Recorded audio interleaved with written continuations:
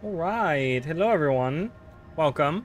We're a little early today, but like I said yesterday, I wanted to do some more because we missed like a whole week of streaming and I missed like a whole week of like doing anything for the channel, so I wanted to get back into it.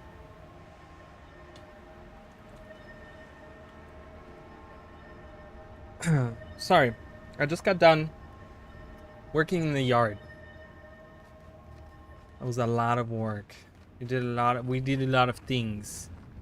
All right, we're getting started. Let's get right into it so I can get these maps done. And we're doing Frostgorge. So like I said last time when we played this, I'm kind of finishing up this whole, like, you know, we were kind of doing this trip, so I can finish that up so I can focus on just moving towards ore. You know, going into this map, that map, that map, that map, and just kind of zigzag my way down until we can go to ore and then finish that up. And then the last thing we will have to do is go through. I'll probably do like one episode of doing the all the different what are they called? The cities. So we'll be doing that. Welcome everyone. Yeah, so for those of you that don't know, first of all, yesterday I fucked up. In the YouTube description, I still had my Guild Wars tags in there instead of like Paper Mario and stuff. I don't know, guys. You know, it's just I don't know. It is what it is. But then also, I lied yesterday because I did say that I would come back on Sunday and play more Paper Mario, and I'm not because I'm working on Sunday. I'm working for Easter, so I will not be here on Sunday, guys. That's kind of also another reason why I'm streaming very many extra hours this week.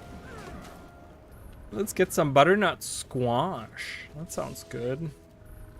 I really need it. I don't know why I'm going for it. Hey Emily, how are you? I'm gonna have to do something with chat, won't I?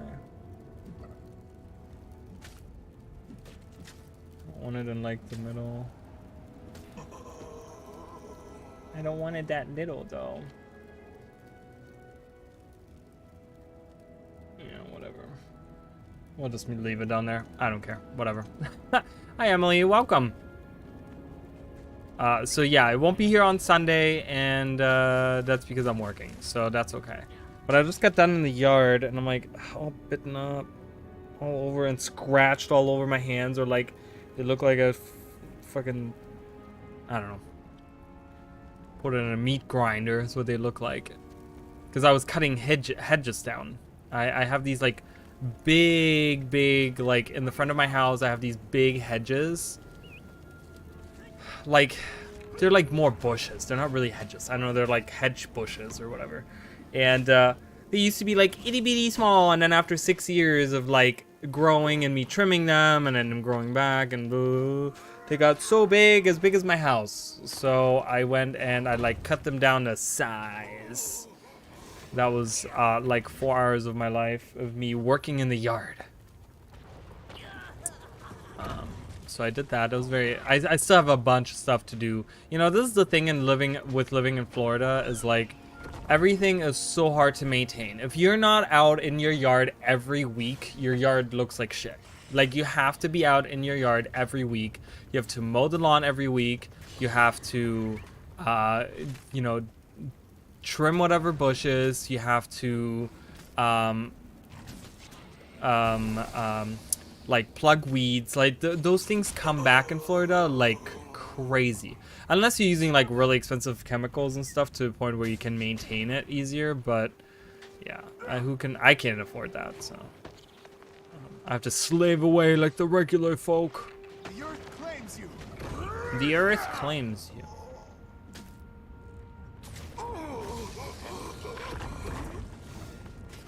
I'm gonna turn that down a little bit for me. It's a little bit loud for me. If it's too loud for you guys, let me know. I don't think it is, but let me know. Let me know. Yeah, so I'm like exhausted now from that. I didn't really mean to do it, but my sister was out there and she was doing some stuff, and then I ended up just like, you know, because we were hanging up a banner and stuff in front of the house, and we were doing like a bunch of stuff because she opened up, you know, like I talked about like her Etsy store and stuff that she has, and she's like actually opening up like tarot readings and stuff, like locally for people to do and stuff. And she bought a banner and stuff, so I had to help her hang it up. And then we didn't really like where we hung it up, and then we like, I don't know. I was like, well, if these hedges weren't here, we could hang it right there. And then it got into me sitting there for 3 hours, like in the bushes. You know, I had like, I don't know if it's there. Do you see that mark? Is that there? I can't see it. There should be a mark like right here somewhere on my neck. I got poked by a tree, by a branch in the bush when I was like, I'm down in the bushes, and I like got up and I poked me. I was like, ah, shit. No. I got turned to the camera. I don't know if it's there. It's probably not, but yeah, that like hurt really bad. And then my hands are all like, were all bloody and stuff from all the like. But you know, I'm a type of person like I don't care about that stuff. Like I don't care.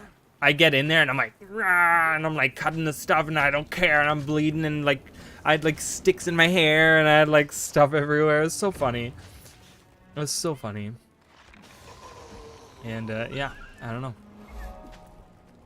I don't know, but it was fun. It was good. I feel very accomplished. Like usually, I hate yard work too. Like I'm not a fan of yard work ever.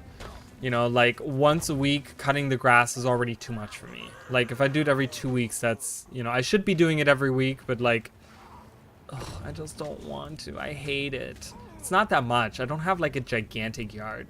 My property is about a quarter of an, no, is it? It's a little bit more than a quarter of an acre. I think it is. It's like a third of an acre, I want to say. So it's really not that much, you know, and my house is pretty big and it's just like right in the middle of it. So it's not like I have like one giant front yard that I have to like take care of or whatever. Takes me, like usually when I like mow, takes me about an hour to get the front yard done. But in the Florida heat, man, you do like an hour outside and you're just like, I'm done. I don't want to do it anymore. You know? It's that heat really gets to you. Yeah, do that damage. But yeah, it looks so much better.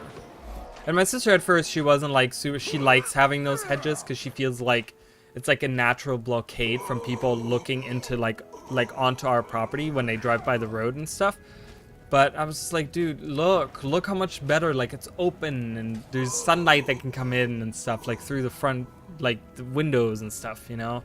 She was like, yeah, you know, I actually kind of like that. I'm like, yeah, well, you better. Just kidding. They'll grow back anyways. That's the thing.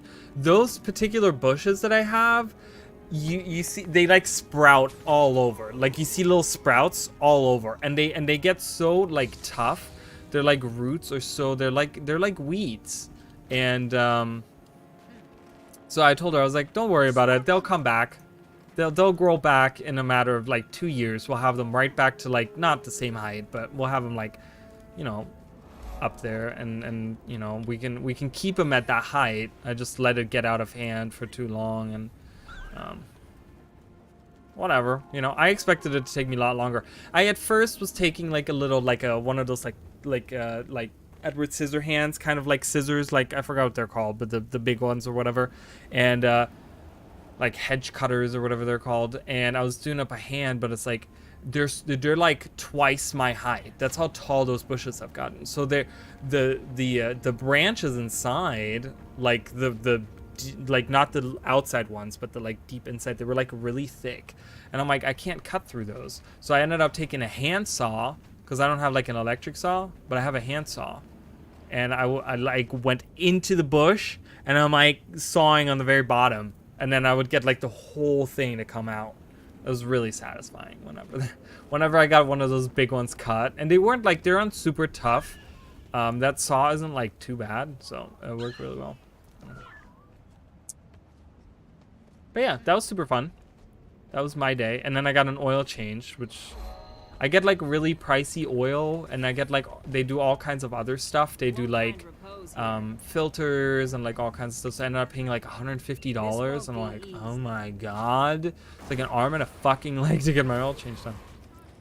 But it has to be done, you know. I don't do it as often as I should, because I know you're supposed to do like every 3 months, and I do it every I want to say every 4 to 5 months because I don't drive that much. So like they say every like 3 months or 3,000 miles, and like, you know, whichever comes first. 3 months always come first, but I always go until 3,000 miles, which usually takes me like 4 to 5 months until I get there. And then and then I do it. But I get the high mileage oil, and I get the like, you know, I get the good stuff, so it's not really, you know, they tell me all the time, they're like, well, we tell you to come back after 3,000, but you can really, with the oil that you use, you could be going like 6,000. I'm like, yeah, but I can feel it. Like, it's weird. I don't know if other people can feel that way. Like, when I drive my car and I haven't gotten an oil change in a while, I can tell the difference. Everything is much louder. The machinery is much louder, and everything, like, it's a lot more stuttery, and like I can feel it. As soon as I got my oil change done, I was like cruising. I was like so smooth. I was like, ooh, everything's smooth, and the motor is so quiet. Like, it's really nice. I was like, ooh, wow, I really like this, you know? Like, if I had more money, I would do it more often, but like I said, it's so expensive to do. But gotta take care of your car, you know? That's a trusty little car, too. It's been pretty good to me. Yeah. Oh, I did want to say something. So right here, guys, this place right here, Yakington's Toil, this is gonna be, when I'm doing my comparison stream, this is gonna be really cool to you guys. Like, this area right here, they like copied almost 1-for-1 this whole camp. It's really cool. Like, I didn't realize it until many years later. I'm not supposed to use mounts. Sorry guys, reflexes. Whoops. But yeah, that plays right there is like perfectly copied from Guild Wars 1, which is gonna be so cool. But we're not doing that yet. Yeah, I only realized that recently myself. It was, what was it? There was something that I did, and oh, the waypoint, because there was some post that I saw, and they were like, oh yeah, if you go to Yak's Bend or something, I don't know, there was something about Yak's Bend waypoint, and I was like, Yak's Bend? I was like, that was an outpost in Guild Wars 1. And so then I went into like that shaman's like historical guide, which is, if you guys haven't checked that website out, you go under thatshaman.com. I think there's a hyphen in between that shaman. And he has this map where he overlays, he has the Guild Wars 2 map, but he overlays the layout of the Guild Wars 1 maps on top of that. So you can kind of see where the maps align or whatever, and the different like outposts and the different things that are like points of interest and stuff that like align or whatever. And it's really cool because it was like, yeah, this is exactly Yak's Bend. And then I was like, wait a minute, let me look at it. And then I looked at it and I was like, oh my god, this actually is Yak's Bend. I was like, that's so crazy, so weird. Do we have a white mall? We do have a white mall.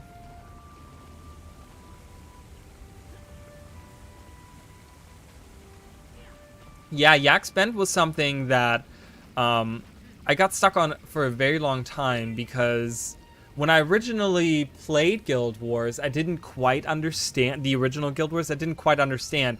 I wasn't, like, I was a gamer, but I was more of like a console gamer. I'd never really played like PC games, especially like MMOs and stuff. Like, I'd only played like a couple of them, like free-to-play ones and stuff. So I never really understood how Guild Wars worked. And you know, there's like, you have to pick up a quest to get to the next, from Yak's Bend. You have to take like a quest, and you have to like go to like outpost or whatever in order to do the next mission. And I never realized that I had to take that quest. So you would see me like running around here trying to get through like Iron Horse mines and stuff, which was like really hard back then. Like that, those are like, there's a lot of enemies around there and stuff. And then I would like journey my way to, this is actually Anvil's Rock, and I would go like to Anvil's Rock and stuff on foot, and I would end up going to like Beacon's Purge, and then I'd realized, like, you know, sometime later I was just like, oh my god, I like skipped a whole part of the like game. Like, a lot of the story the first time I played through Guild Wars didn't make sense because there was a lot of stuff that I skipped. There was a couple of missions in Ascalon, because when you start in Ascalon, you know, they have you go from Ascalon City. It's actually down here. I don't know why I was like looking way up. From Ascalon City, they have you go to the Great Wall, and then that's where the outpost is to go do the mission. But then I never did that quest. So I was venturing out, and I ended up getting to Rin and doing that mission over here. I forgot what it's called, but and then they were like, oh, you got to go across the mountains and stuff. But I was just like, there was like a little disconnect, because there's like a mission here, and then there's a mission here, or down here is Fort Rannick actually, and then you have to do like and then you end up coming to Rin, and then you have to like, I don't know. So there was like a lot of stuff that I didn't understand, and then it took me like a while to get used to it or whatever. So I have these really fond memories of Yak's Bend, because I was stuck there for so long, because I thought that I had to travel across the mountains with my team of 4, and that wasn't true. You didn't have to do that. So, or team of 6. I think at that point you could I could actually take 6 with you. Yeah. And yeah, so that was really funny. Yeah, and that's why I have like these really fond memories of Yak's Bend. You know, Guild Wars 1 has a lot of those very scenic spots that you can go, because you weren't able to like jump or swim, or like you would just be blocked by a natural barrier. There's a lot of stuff like when you actually go, like for anyone that plays Guild Wars 1, if you go to the Blood Legion homelands in Guild Wars 1, and you ever just like, I think it's the Saknoth Valley specifically.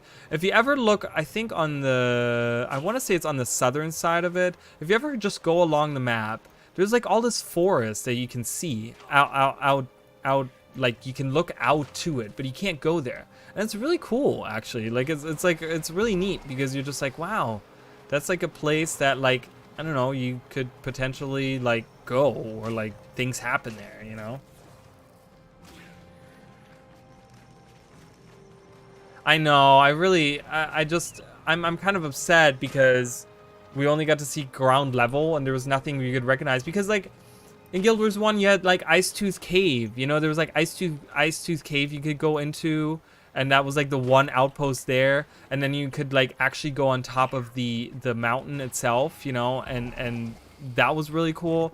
And then you also had like actually on the outlying hills, there was actually like dwarven villages they had out on the outskirts and stuff. And I've always wanted to like have a nice, cool, like awesome map that we could see there.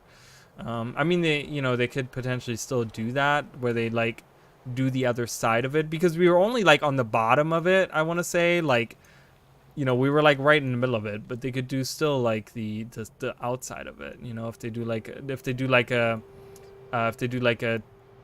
centaur map up here or something, we could still have like the outskirts of it or something, I don't know.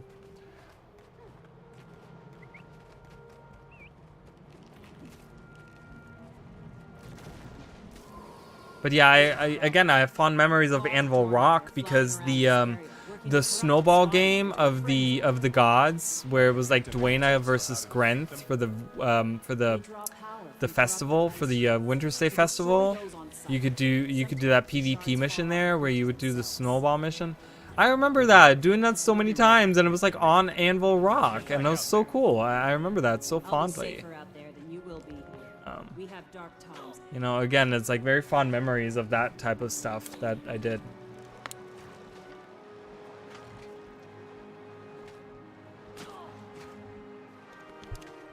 My God, I'm so thirsty.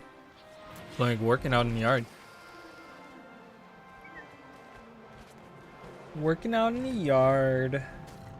Oh, I'm live? Really? Thanks, phone, for letting me know.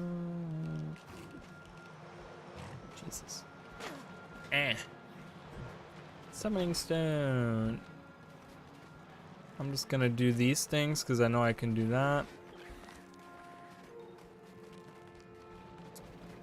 Alright, let's go. I think I can deposit these. I can bring these back. There is a, if you guys haven't seen, and I feel really bad because that person does a lot of good stuff. Yes, Majesty's. Well, Majesty's Rest, I think for anyone that played Guild Wars 1 is a very like, oh, what a fond memory I have of this kind of place because of what was his name? What was the dragon's name? The like, he was the highest level dragon, like for the enemy for the longest time. The under like rot something rot, and I remember like, I think does he have an elite skill or something? There was like some reason you had to like go there. There was like a quest or something you had to do to go there or something like that. So I have fond memories of like losing on the steps of that mausoleum out there. You know, that mausoleum was just like Do you work really for me? cool. I don't work for you, but that's okay. I'm still doing stuff for you, so you're welcome. Anything I can have?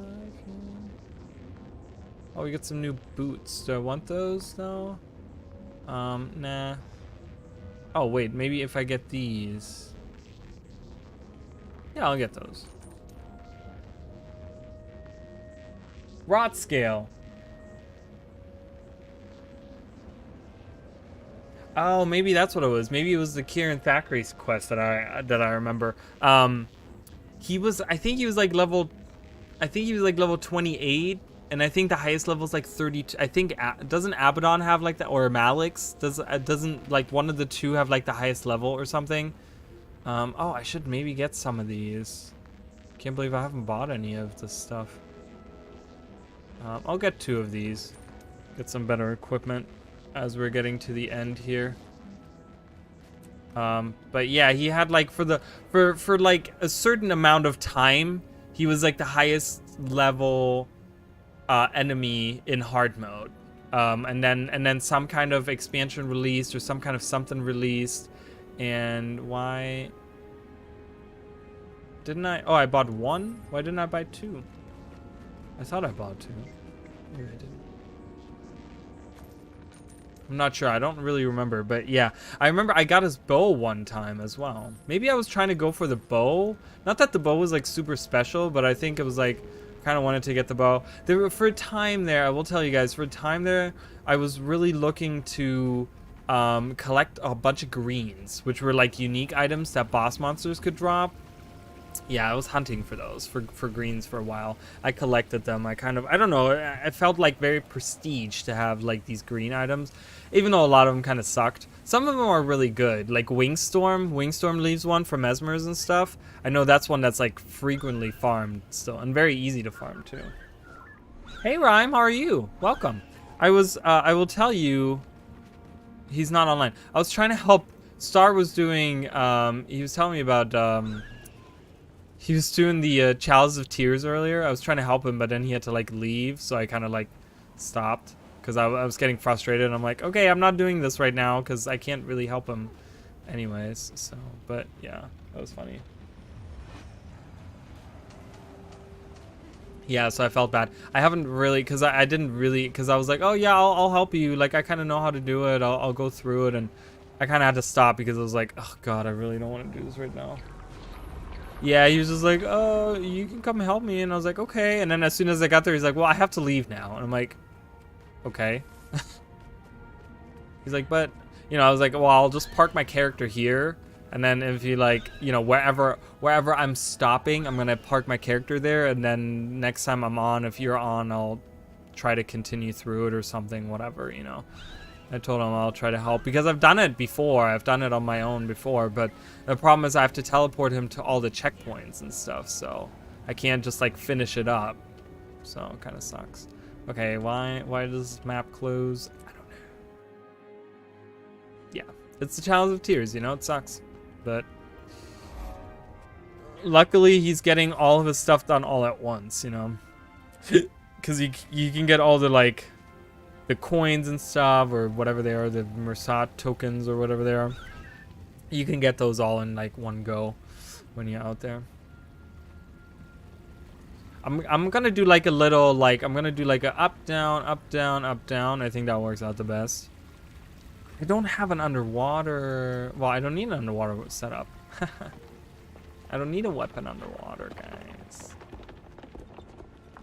So But yeah, I hope you guys are doing good. Oh, I did want to tell you guys. So, for the co-op streams that I've been doing, I don't know if you guys have kind of paid attention to some of the stuff that's been going on with it. My controller, my Nintendo Switch Pro controller, uh, kind of like doesn't connect anymore to the Switch. I don't know what's going on. I'm thinking there's something going on with its Bluetooth capabilities because it keeps on disconnecting and stuff. And it was like very strange. It was just like, okay, this is really weird. I don't know why this is not working. So I went out and I wanted to buy a new one, but they're like $70, right? So I'm just like, oh man, that's so expensive. So I was like, okay, let me do a trial, like buy a knockoff. Buy a knockoff that has good reviews. Like I wasn't gonna go like, oh, I'll pay $10 for this thing that has like 1 star on Amazon, you know. I really looked and I was like, okay, which one? So this one that I found had like 4.6 out of 5 stars, which I'm like, okay, that's pretty good. Had like, I want to say like 9,000 ratings or something. So obviously this wasn't just like 2 people doing that. So there was like a lot of input, you know. There was a lot of like people that were kind of said it didn't work or was broken or whatever, blah blah blah. But there was a lot of people that were like, no, this is like a great, like perfect, you know, whatever. So I went and bought it. It was only like 20 something bucks. So I'm like, okay, I'm saving. I mean, if it works, I'm saving $50, and if it doesn't work, then I just wasted 20 something bucks. So I kind of weighed my options, and I was like, either way, I think I come out on top, just to find out. So I bought this one. Okay, and it looks just like it. It feels just like it in your hand. It feels really good. It's made, I don't know what the company is. What's the company that made it? It doesn't say on there. I forgot. It's something with a Y. It's like YCM or something. YCMI or something is what they're called. I don't know. But it's like one of the top ones that you look on Amazon. It's like 20 something bucks. And it has like this really cool motif of like, it looks like little leaves or something on the bottom. I don't know. It's really cool. Feels almost, it's a little lighter. But it actually controls a little better, I want to say, than the regular one. And it works really well. It does like, I don't know. Some people were like, it doesn't read amiibos, but I don't really care too much for amiibos. So I was just like, I haven't tried that because I don't ever really use amiibos for anything. So I was just like, even if the amiibos don't work, like, I don't really care too much. But, yeah, and it works just like a regular one. It has the same like lights on the bottom, but they're green instead of blue, because I think they're blue on a regular one. They're green on here, but like it connects and it comes with a charger cable. I have my own charger cable, but it comes with a charger cable. It comes in a nice box, and I was just like, I was very happy with it. I tried it out today and it worked perfectly fine. And it came fully charged. I didn't even have to charge it. And it was really, so I recommend that. If you guys are looking for a Nintendo Switch Pro controller alternative, if you guys don't want to spend like $70 fucking on that thing, yeah, it's a little lighter, which makes me think that it's probably a lot cheaper, like in the materials used. But as long as I don't throw it against the wall, I think it'll be okay. You know, because I don't know. I get sweaty palms. That's as hardcore as I get. You know, I don't like throw my controller on the ground. I don't like drop the stuff. I mean, even if I drop it, I'm always like, even if it's just like one time that I drop it, I freak out, you know, so. But yeah, that's I want to tell you guys about that, and I will be talking about that more. I'll probably be using it for my Paper Mario playthrough, just to kind of show it off. It feels really nice, because like the controllers, there's something about do I have the other one here? What did I do with it? Hold on, let me look for it real quick.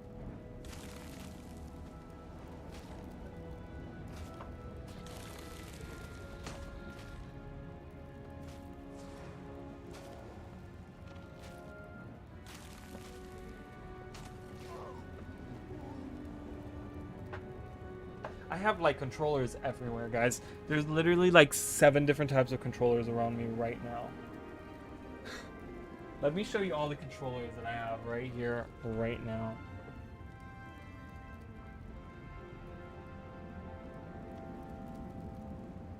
So, Nintendo Switch. And I have the new one that I just showed you guys. I have two of my PlayStation controllers. I have the see-through one and the light blue one. Or the like glacial blue or whatever it's called. What is it called? They have like weird color names on those. Then I have... Those were sitting over here. Then I have my golden... My golden... I bought it new. It's a golden N64 controller. And then my... my purple see-through N6... They're cabled, so I'm like, I gotta pull on the cables. My purple N64 see-through. That thing is so cool. I love this one. I have that one here. And then I have the one that I always use that I show you guys that I use mostly. This is the one that plugs in.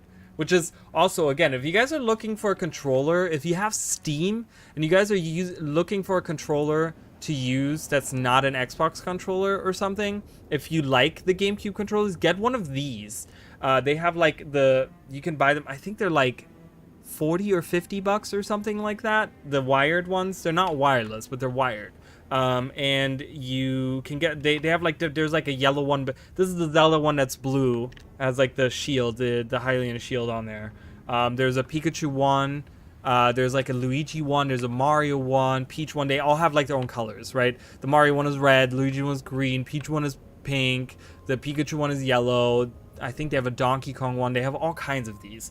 And it's a wired one. Make sure you get the wired one, because what it does is if you plug it in, your Steam will recognize it as a Nintendo Switch controller, and you can use it for anything. It literally works because what Steam does, it like translates it into like a controller that's plugged into the computer automatically, and then it's so nice because it's like whatever I play, you know, if I play a game, even if it's not on Steam, it's still recognized as a controller that I have plugged in. So yeah, it's really fucking nice. So that's a good, because I know people always talk about like, oh, get an Xbox controller, but I'm like, I'm not huge on Xbox controllers personally. I don't like the button placement on those too much, and a lot of them are like, I don't know, I'm not a fan of those. So I really like the GameCube ones, and yeah, I got that one at some point, and that's a really nice one if you guys are looking for something to play your games on the computer with. But yeah, I'm gonna be getting probably, I mean, I'm gonna give it a few more days of trial. Like, I'm gonna try this out more, and you know, if it's like, if it persists, like if it's still good, I'm gonna get another one so that we can do like couch co-op and have like proper controllers, both have the same, and we don't have to like do the crappy, like, I don't like this shit. Okay, I'm like, ugh, I've been so bothered by having to use that. And then those are easy to replace, because even if they break at some point, you know, if I got even like a few months of use out of it, it's $20-something that I spend. It's like $23 or something that I spend. So for some people that's a lot of money, and you know, I'm not saying it's not a lot of money for me, but it's, you know, compared to like $70. I mean, my other one lasted me like 5 years, I think, the Pro Controller, because I got the Pro Controller with the Nintendo Switch when I first got the Nintendo Switch, and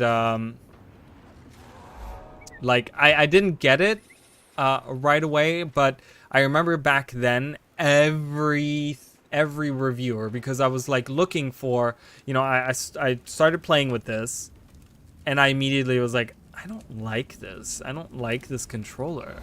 And every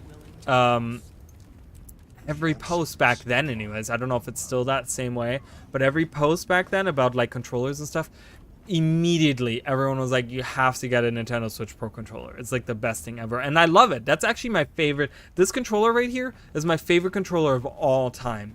If I compared with any other controller, even against GameCube controllers, like, I still like this one more. Gotta say, I really like that one more. So, but people get very like, you know, I think it's like a personal preference thing, because people get very like, oh my god, no, this controller is better. Like, who cares? You enjoy whatever controller you enjoy. But I can tell, you know, I can recommend you guys something if you know, if you enjoy that same stuff. So yeah, I feel like I have stuff all over me still from like being in the bushes. All right. Ooh, look at these cannons. Those are cool. It's a packed flak cannon. I'm getting more interested in machinery, guys.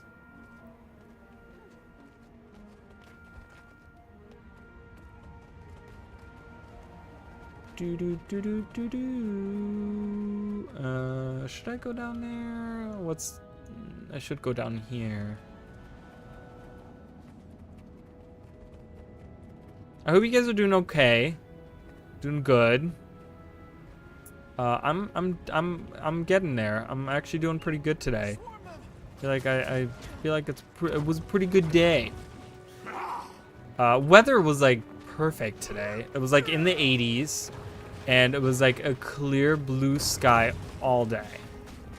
Oh my God! Look at all these. Look at army of worms over here. Holy crap! Oh my God! Stop attacking me. It's gonna die. Use your poison one more time. Yeah, good. Ah, I couldn't save him in time. That's okay. We'll use MacGyver. Go, MacGyver. Okay, I'm not even in the region yet of where I get credit for this shit. Oh my God, I'm gonna die. What is happening here? Let me heal.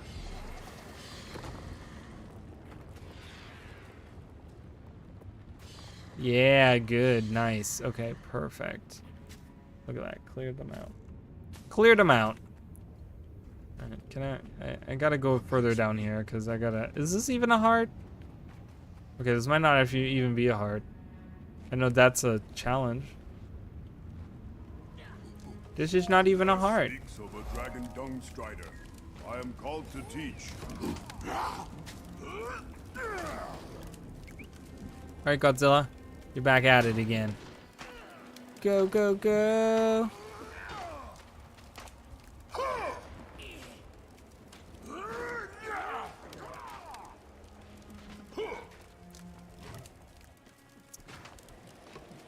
Oh, yeah. And then I gotta work on Sunday. I know it's Easter and all, but it sucks. I don't like working holidays, guys. Holidays are never fun. I'll just like chill at home and not do anything on holidays.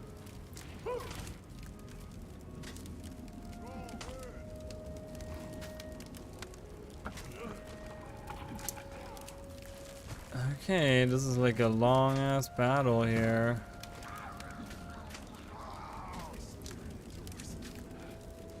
The desired one.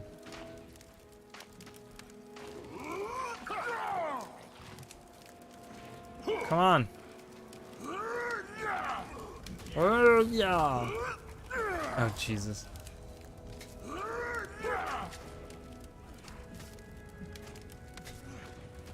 Hello, monkey man.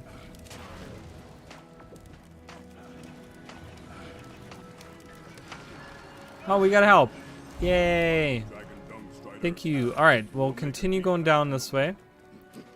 We'll run through here. Da, da, da, da, da. Oh, they're coming after me. Oh, I cut myself off earlier, I think. So I was talking about, I don't know the person's name, but there is a person on Reddit that's been doing these posts, and you guys can correct me. I don't know his name or her name, that person's name. But they make like these maps that like fill in, like they have one map they made right here. Then they have one map they made like, I think it was like, I want to say it was like up here or like, yeah. It was like right here or something. And like they fill in these like extra ones. There was like the one, they also did a Majesty Rests one. I want to say like over here. I think they did one like right here. Some really cool stuff, and they come up with these maps and they give it like a story, and they put in like waypoints and points of interest and vistas, and they like write up this whole thing, and they create like this this loading screen art. I mean, it's like really intricate stuff, and I love it. It's so awesome. It looks so cool. So I don't know what it's called. That might be the Tyria rediscovered. Yeah, I think that's what it was called. But that stuff is so good to the point where, like, you know, I was almost tempted to like contact that person and just be like, do you want to like collaborate on something? Because I feel like we could collaborate on something. Because I will tell you guys, I do have a little bit of a bigger project. I don't know if you could call it a bigger project, but in my eyes, it's a bigger project that I have in the works right now that is like in the planning stages right now. But it's a video project, and I'm trying to like come up. I'm still trying to get. There was like a recipe that I'm looking for, and I don't know what it is, but whatever. And I'm coming up with stuff, and I'm trying to figure out exactly what it is that I want to do with that idea. But having someone that could make maps like that and make them look really cool and give it like a really cool background, like that would be amazing. You know what I mean? Like that'd be so cool to have. So I don't know. I was thinking about that, but you know, I don't know. I would feel like I'm not big enough. Obviously, like those people, that person gets like way more views on anything they could do by themselves. So why would they partner with me? You know what I mean? So, and like, what do I have to give to them? Like, it would be requesting them to draw me maps, and then it's like, I would have to pay them. It's like I can't do that right now. So, but yeah, they do amazing stuff nonetheless. Like you definitely check that out, guys. If you guys have not seen that stuff, definitely have a look. Because I would love for all of those maps to be actually in the game. Okay, where did my... There you are. Okay, why are you taking the doll yet? What's going on here? Why did that break? What the hell? Why did that break? Do they break after a little while? Javik guy on Reddit, they're so talented, but you try. I mean, it's not super ambitious, but it's akin to what I've done before, where I came up with a concept for, and I've talked about this a particular concept before, but it's pretty much the project of, and I've talked about this many times, is the expansion. Like an expansion that releases for Guild Wars 1 and one that releases for Guild Wars 2 in the same area, and they release them at the same time, and how I would like integrate them into each other. You know what I mean?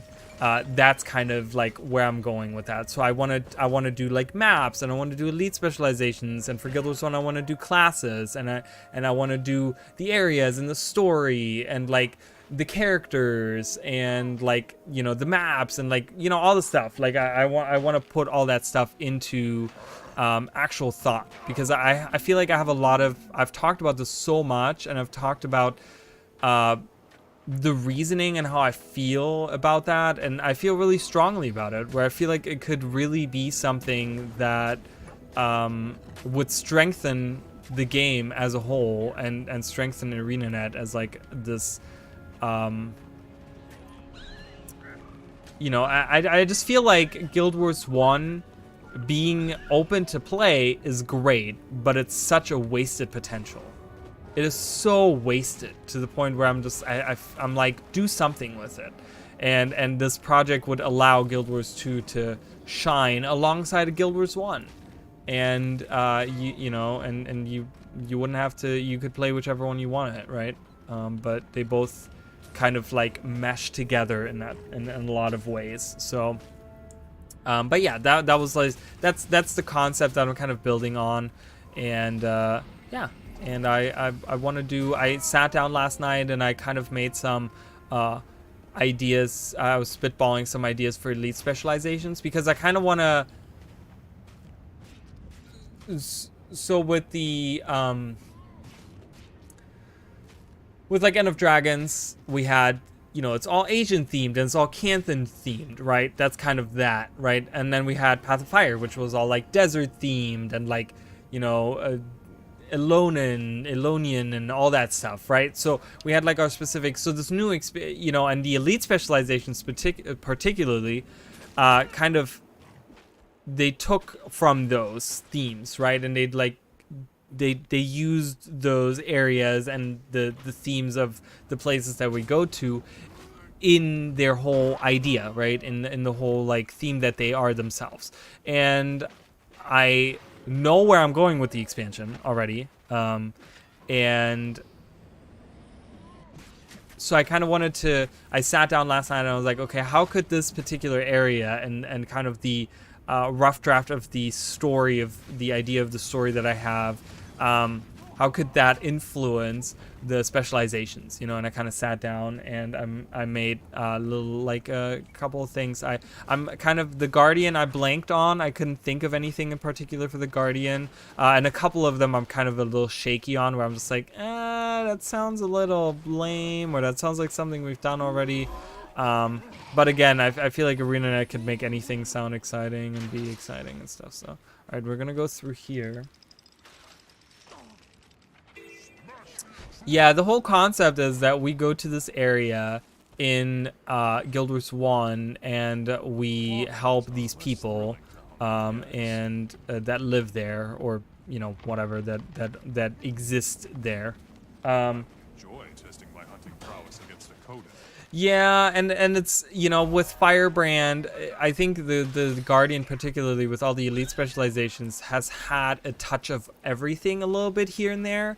Where, like, when you look at Warrior, for example, Warrior is so easy to come up with something because Warrior has always been, like, the same thing. It's all damage dealing on all three things. You know, yes, Berserker was a little bit of, like, condition damage here and there. But, like, Spellbreaker was, like, regular, like, DPS or whatever, and it's not even used as, like, a DPS. It's not really used for anything that much right now. But it's supposed to be like this anti-mage class that deals damage, you know, and then you have Berserker, which deals damage, and then you have the Bladesworn, which, again, deals damage. So there's not a lot of, like, there's not boon support, there's not healing, there's not these things, right? And there's it's such an easy way to come up with a concept, at least. You know, if you go into actual details, of course it's going to be harder, but a concept of something. But the Guardian has had so many different things, right? You have the Dragon Hunter with the long-range damage dealing thing that can also be used for close-range damage dealing. And then the Firebrand, which can be used for healing, which can be used for damage dealing, condi damage, and then you have the Willbender, which is like close range regular damage, and you know, it's just like it kind of fills like a lot of holes, so it's like really harder to come up with something. But the idea was that in Guild Wars 1 we would travel to this area and we'd actually help these people that exist in that area, and they then would build their society. You know, they expand their society and they build blah, blah, blah, blah. And then in 250 years, you know, we go there in Guild Wars 2 to this place that has now become not like a metropolis or anything, but it's established itself to be like a pretty big like settlement or city or whatever, like land, you know, country, whatever. And they and we help them with like a new issue at that point, but they remember the heroes of long past, right? And the idea was that maybe like the Hall of Monuments still exists for Guild Wars 1 and Guild Wars 2, right? You can still earn rewards in Guild Wars 1 for Guild Wars 2. The idea is to earn rewards in both games, depending on what you do in the other game. So I could get, for example, I could get like new minis or new skins or whatever for Guild Wars 2 when I play through stuff in Guild Wars 1, and then get maybe like new heroes and new titles and new you know, new weapons yourself or whatever in Guild Wars 1 when you play in Guild Wars 2, and kind of like interchange and utilize that Hall of Monuments you know, technology that they still have to give you stuff in both games. and just kind of connect the lore, like make the, write the lore at the same time, so you don't have to like retcon any lore, but like you can have a lot of like really cool connections between the two games, because I will tell you that in that concept there's a lot of mist travel involved as well. So I could see like a cinematic maybe in Guild Wars 2 where maybe we can see the Guild Wars 1 heroes and they're just like these black silhouettes or something, and we see them through the mists or something and we watch them, or I don't know, something, this is like a concept I'm coming up with. I haven't figured the details, but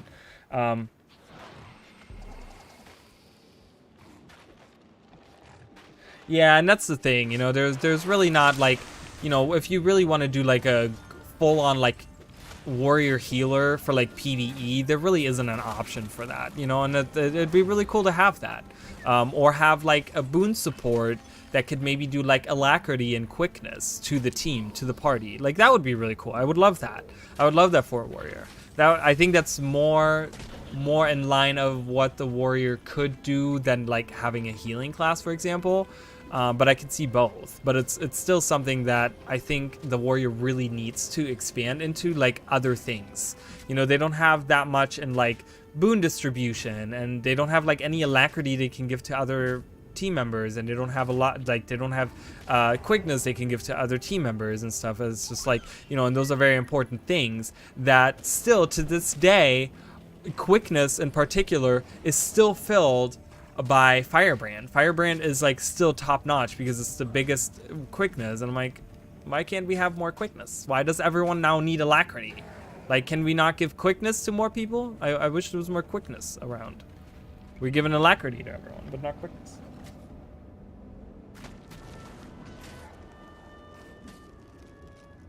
Yeah, I mean, obviously this would, to make that whole expansion come into fruition, it would take like 2 whole teams. You'd literally have to split up arena down the middle and really say this team works on that and this team works on that, but they like communicate with each other.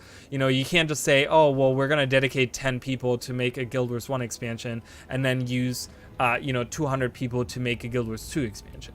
You would really have to like put the effort into both. But the thing is, and I don't know how this nowadays fares, but in Guild Wars 1 they were able to bring out these like standalone campaigns every 6 months. I don't know how how much there was in crunch and stuff, but even if there was crunch time, they can get a Guild Wars 1 expansion out in a year. You know what I mean? Where now in Guild Wars 2, this takes them like 4 or 5 years to get this stuff out, from the planning stages all the way to the end, where that wasn't the case in Guild Wars 1. So it seems to me that maybe it was easier to make a Guild Wars 1 expansion, but again, I don't know about the technological aspect, because the company back then was also a lot smaller than it is now. Then, it was a lot smaller before Guild Wars 2 came out. So, that kind of makes me think that maybe making expansions for Guild Wars 1 isn't that hard, like, in terms of, like, comparatively to Guild Wars 2. So, maybe they won't need a whole team. Maybe they won't, maybe it's going to be a lot easier to do that. So, and, whenever they do updates for Guild Wars 1, people just flock back to it because there's no game like it. There's no game like Guild Wars 1. So people flock right back to it, and they want to experience it, and they want to play it and stuff. So there's obviously, and it has a very dedicated player base still to this day, after like 10 years of pretty much being abandoned and not having any support. Beside the few updates here and there, little things that they do, but there really is potential, I think, for this game to still be a bright shining star in the MMO sky. I really think so. And if they utilize the other MMO that they have, Guild Wars 2, and they mesh them together, and they utilize the strengths of both games at the same time, I think they can really build like a really big community for both games at the same time, and I think it would entice a lot more people that only play Guild Wars 1 to maybe play Guild Wars 2 to get rewards in Guild Wars 1, and the same way around. There's a lot of Guild Wars 2 players that don't want to play Guild Wars 1, but they can get rewards, again, even more rewards now that we still have the Hall of Monuments, but even so, you know, you can get other rewards. Well, but I mean, you don't know if was it explicitly said that that dev only worked, that he was the only one that worked on those skills. I'm sure he probably had help from other people, but it was probably more of a passion project. I have a feeling that yes, this one dev worked on that mainly, and you know, that dev is responsible for them to come out.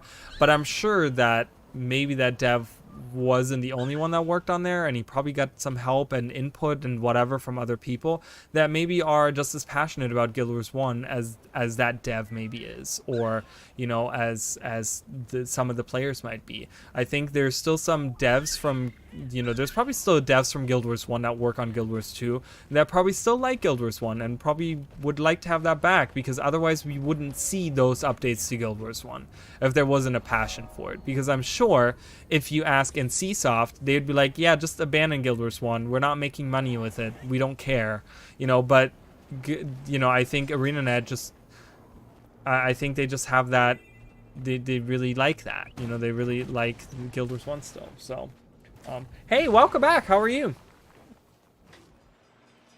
So, but, you know, it'd just be something that I would really, really, really love to see. You know, Guild Wars 1 still has such a dedicated fan base, and connecting it, you know, because just doing a expansion for Guild Wars, let's say they released an expansion for Guild Wars 1 and Guild Wars 2 at the same time, but they have nothing to do with each other, then you kind of, you miss the, oh, we can help with the Devious Tisa.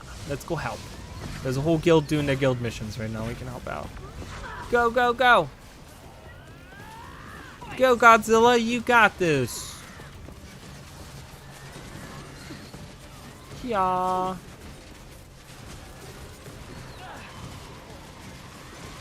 Apex. I only played Apex for about 10 minutes, hated it, and stopped playing it. So, I don't know. People always tell me, like, oh, give it another try, but I've never really had the urge to do that. But that's fun. I'm sure tournaments are fun to watch. I used to watch Overwatch tournaments all the time. I thought those were pretty fun.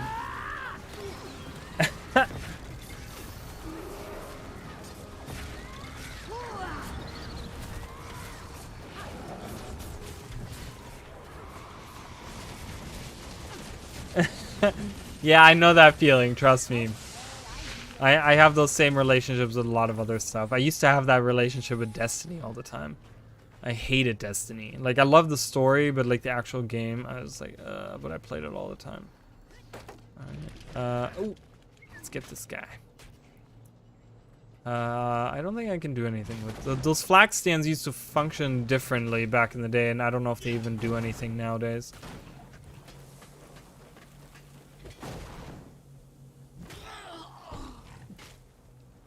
Brandstone, are you going for Stellar? Are you going for, is it Stellar?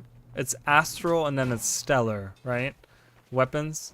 I only have the one weapon. I only have the staff, which I love. I love that weapon. It's good. So good. Yeah, I haven't done much besides doing like Dragon's End meta. And then I fail it and then I'm sad and I leave. Oh, I totally understand that. That's how I feel about Guild Wars 2. I have how many hours in this game now? I have 8,111 or 13. I'm sorry. Oh, you guys can't see it. There. So you guys know that I'm not lying. It's 8,113 hours. Over the last 3,519 is 16 days. Guys, the birthday's coming up, August. 10th anniversary is coming up.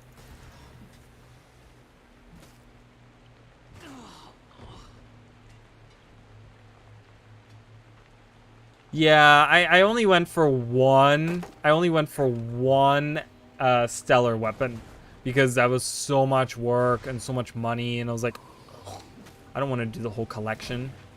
But yeah, so I only went for one. Oh, really? Oh my god. What weapons did you make? Did you at least use them? I use my stellar weapon because I feel like they have like this air of prestige with them because it's actually a lot of work. Like you can't just like whale your way through that stuff. You have to like actually put in the work for those. So I wear that as like a badge of prestige. That's one of the weapon sets I think that like kind of carries that. You know how like the luminescent armor back then and those the weapon set during like dry top and stuff were like the prestige. That's kind of how I feel about that now. So 6,000 hours in Skyrim. Wow. I don't know if Skyrim doesn't really. I've done like I want to say 100 hours in Skyrim at most. I've never really, like, I don't know. There's just something, it gets kind of boring after a while.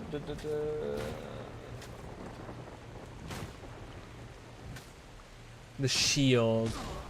The shield is pretty cool too. I had to like think of it.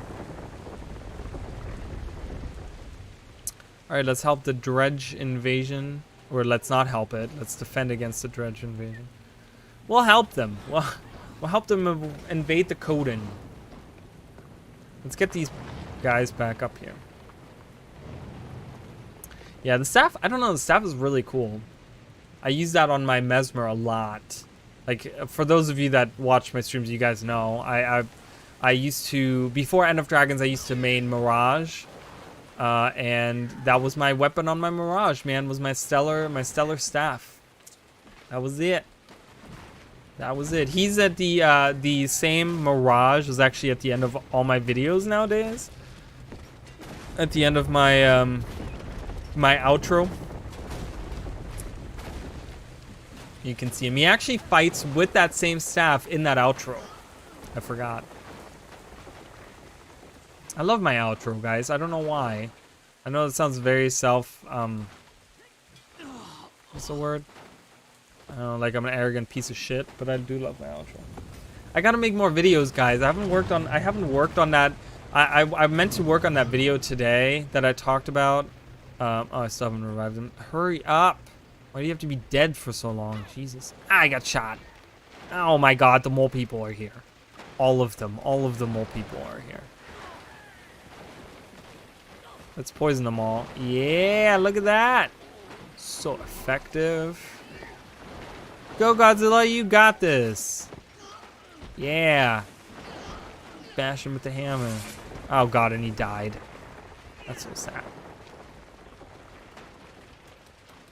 But yeah, I will be getting that video done at some point, guys. And I do want to record maybe tomorrow. I don't know. I'm supposed to go pick up my dog's ashes tomorrow, so I'll probably be in tears crying all day tomorrow again. So it's like I'm doing okay, and then I'm gonna like backlash right to like Friday.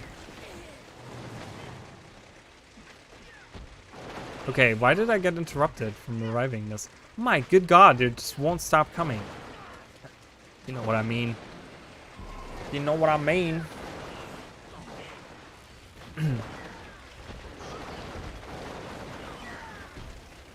My God.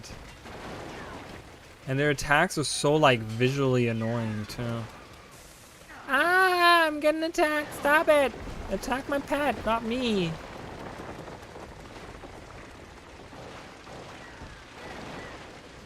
Oh my God. Okay. Come on, use your poison. Kill them all. Oh, great. Did he get interrupted? I think he did. Well, I appreciate that. Thank you. Yeah, she was very old. She was very sick. I'd been pretty much nursing her for the last, like, taking care of her for the last month. And it was just time, you know. The other one that I've left, they're both 14. They're both, she was 14. You know, I don't know if he's gonna. I don't think he's even gonna make it the rest of the year. My other one, you know, which is also sad. But you know, they're 14, brother and sister, and you know they lived a good life. I mean, it's not they lived a pretty good life and a pretty long life for the size that they are. Or I mean, they're not huge. They're medium sized. They're German Shepherd and Lab. But yeah, so they're just, you know, it's just time. You know, everything hurts all the time. I'm just stuffing them full of vitamins to make them like last longer. Like that's what I feel like I'm doing. I'm just like, eat this, this is good for you. It's gonna make you last longer. Like, it's just, at this point I'm just like, ooh. I know I just bought some, but these are much better because they have healing power and vitality. Let's put those on instead. Get rid of these black balls. Frozen fish? No. Well, I mean, I don't even know what I all have in here. So much garbage. So much. Look at this. I've been doing like Super Adventure Box. This is all my Super Adventure Box stuff that I have. I haven't done a lot of it, but I've done some of it. Alright, so we're done here. This is probably the worst hard to do ever. I'm actually going to have to use a skill in this one. But I'm forced to do that, guys. So I'm sorry. I know I'm not supposed to use skills, but there's another way. Because I actually have to dress in a suit in order to actually get anything done. Or do I? Wait a minute. Wasn't there a way we could do this hard last time? Because I did it on the pacifist run too. Wasn't there a way that I... Come back to me. My pet wants to attack some... Oh, this guy over there. Okay. Let's not do that. Alright. Let's run through here. Ooh, there's a weapon guard there. Yeah, right in this cavern right here. Ah, favorite place in the world. Go attack.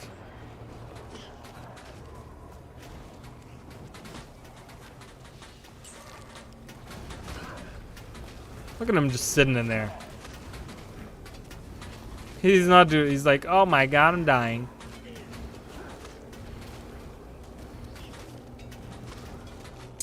So, well, yeah, my own damage stats don't really matter, right? I'm just, it's really just my pet has their, like, the pets have their own.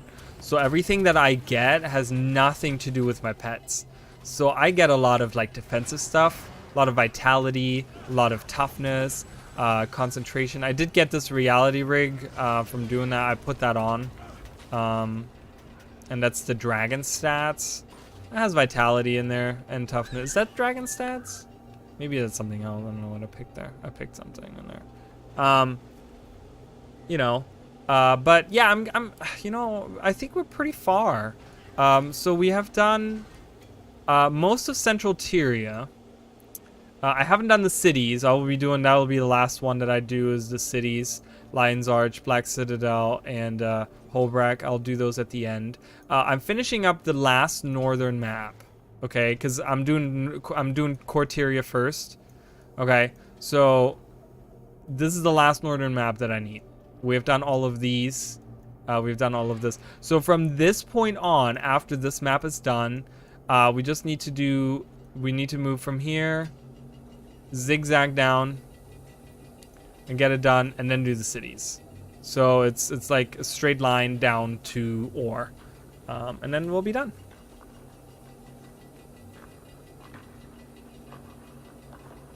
Yeah, so pretty much just the last stretch. I wanted to kind of finish it up because I didn't want to like go here and then go here and then go here and then go here. So I was like, one day I was just like, we're doing this, we're going through here, we're doing this. And then this was the one we did last time, which is so annoying. I hate that map. Frostgorge, I love Frostgorge. Frostgorge is really good.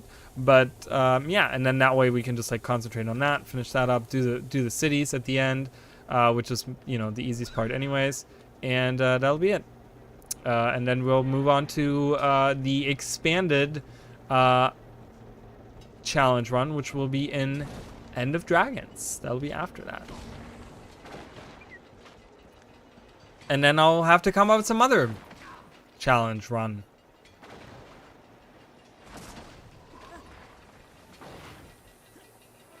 Like no traits or no utility skills or I don't know. Only don't use it, like get no utility skills, only use one-handed weapon. You know which class would be the easiest to do that on? I want everyone to post right now, those of you that know, Which one do you think? Yeah, I can do this hard without actually doing any of that stuff. Which heart? Ooh, can I have just fight dredge? Does that work too, or do I have to do something specific? I want to ask you guys right now, which class do you think, without any utility skills? Oh my god, I cannot believe I just dodged off the thing there, but it doesn't actually work either. So, without utility skills, without an offhand, and maybe without traits. I don't know. We would have to talk about that. Which class would be the easiest one to do map completion on?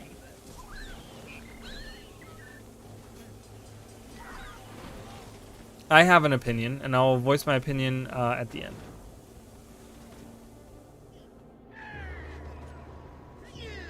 Oh, that's true too. Yeah. Well, the thing is, I mean, it's about map completion, and Living World Season 1 didn't add any new maps. So it's about map completion, right? That's the challenge for this run in particular.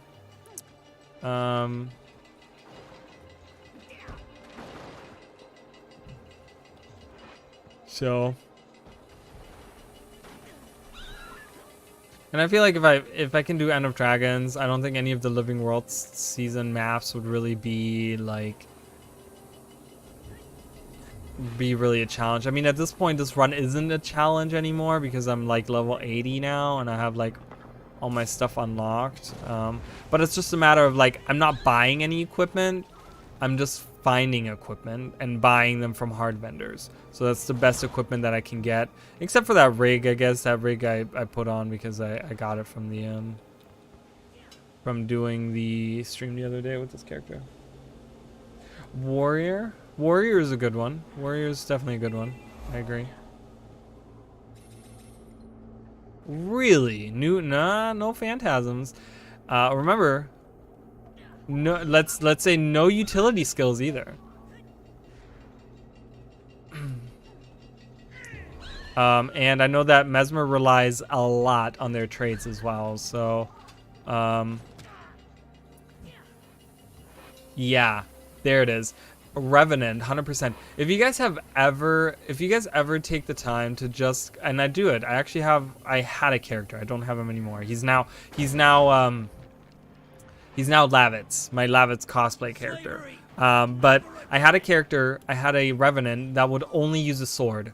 And do you know which legend I used actually? Which I thought was the two legends that I used that I swapped between was Shiro and Malix.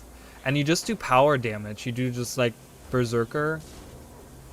Literally, you just need one-handed weapon, and I got with just a one-handed sword and doing Malix. I think it was in Malix that I did this. I got like 15k damage on the golem. This is without food, without utility. This is without, I don't know if I think I had all the boons and I had all the like different things on there and stuff, but it got to like, you know, without any of the like extra stuff that you pretty much need, I got to 15,000 damage with just a one-handed Revenant sword. It is really, really strong for a melee weapon.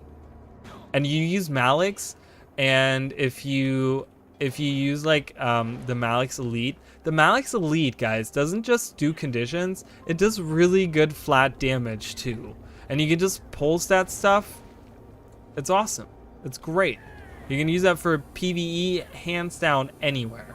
Probably for fractals if you wanted to. I mean, not for like T4 fractals, and obviously not raids and stuff like that, but yeah, hands down.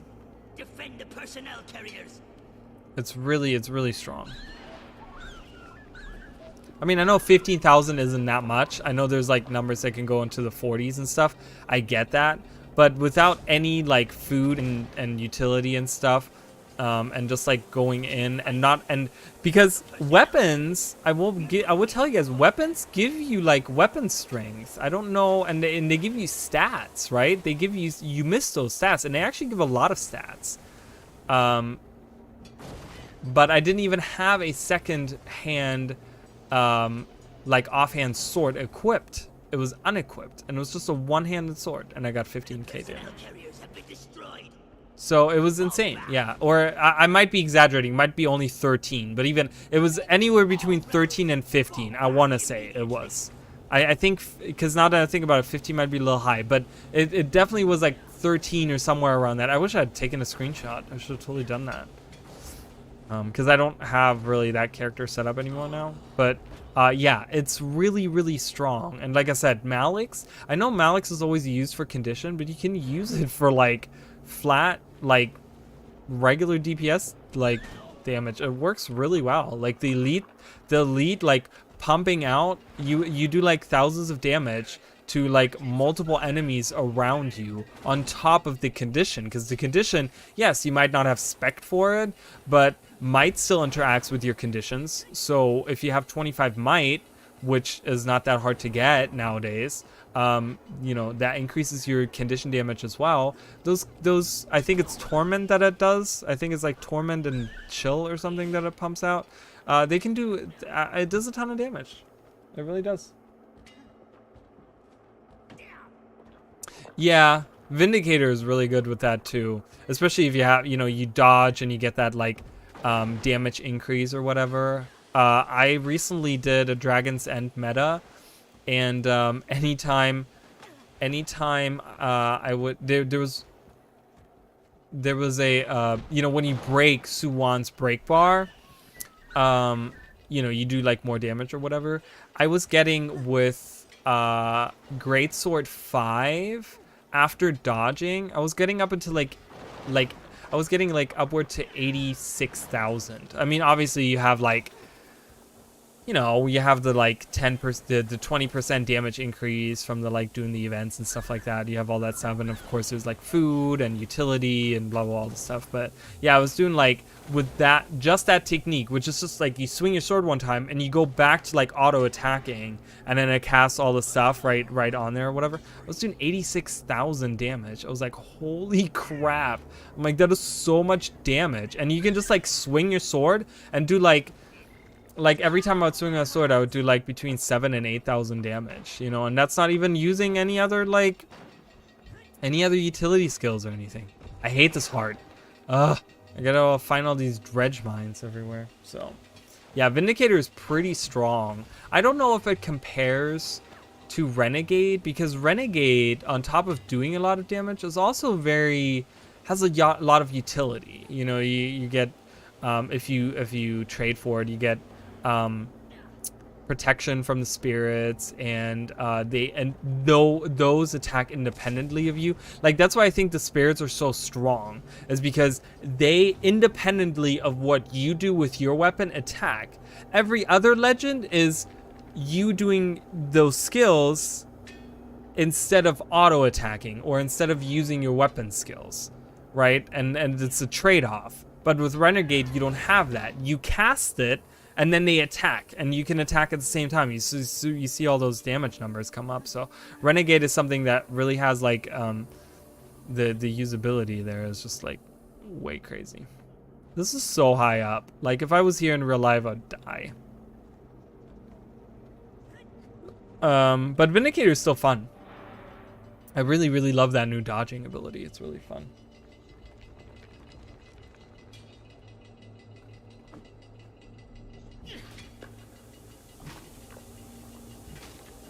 It really is. It's huge. It really has so much, like, because you can put down all your spirits all at once, and even put down your elite one and just like auto attack for a few seconds, and you just like pump out, and you just see those red numbers all over your screen. And those are not little like hundreds, those are like 3,000 numbers, like blah blah blah. Like, it's just insane.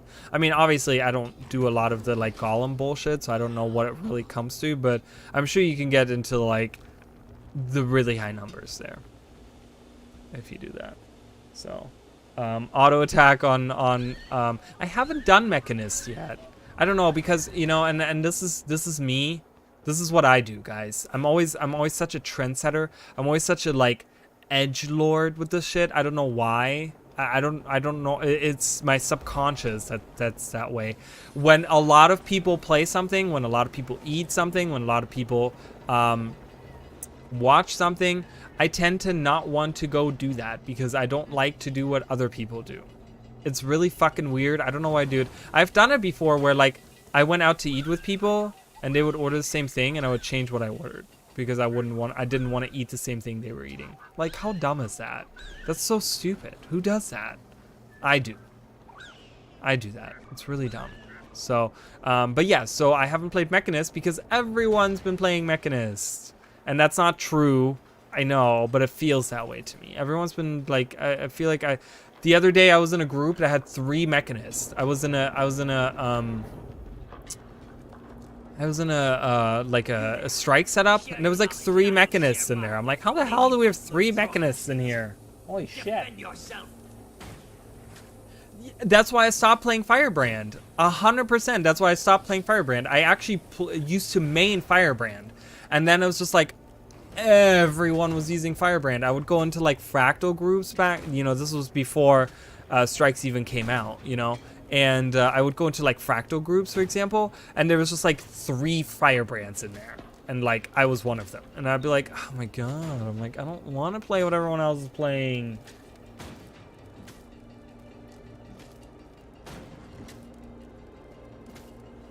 I really wish, you know, because you say the green robot, I really wish there was like a color change in there. Like maybe not with the Jade, but with the armor. Because I know it changes like the arm equipment. I wish it would change like the armor color too. Where it does like different shades of like a different color depending on which one of those Grandmaster traits you use. That would be really cool. Just to kind of distinguish them so you can like look at them and you know what they do. I feel like that would help in PvP maybe as well. The kind of like, you know, you don't have to look at the arms, but you can see by the color what it is that they do. Mechanist does slap. It does. It's really good. You can't deny it. You know? Can't deny it from what I understand.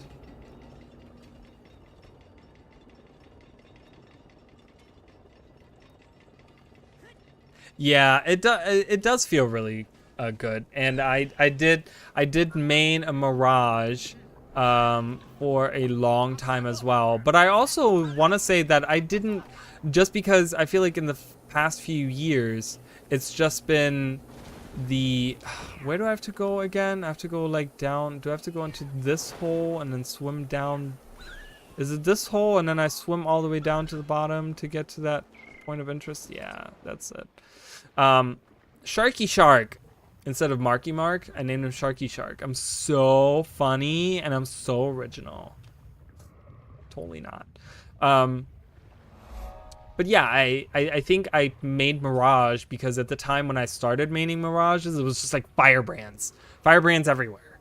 Everywhere you'd see Firebrands. I'm just like, ugh. That's why I play Spectre now, because I don't think a lot of people play Spectre. When I get in groups and stuff, I don't see that many Spectre. I see some. I see them sometimes in there. I'm like, I see you, other Spectre in there, but I don't think that many people play it, and I feel really great about it because I really, really like Spectre. But I have the same with Vindicator. You know, I get in groups and I see like Vindicators. I'm like, ugh. Go play Renegade. Why are you playing Vindicator? Look, it's Grenth. I never noticed the statue here. This is the first time I've ever noticed the statue of Grenth here. Take my gratitude. Fucking weird. How do I get out? Think I can go this way? Yeah, I think this way, and then I can go to the left to get to the other side.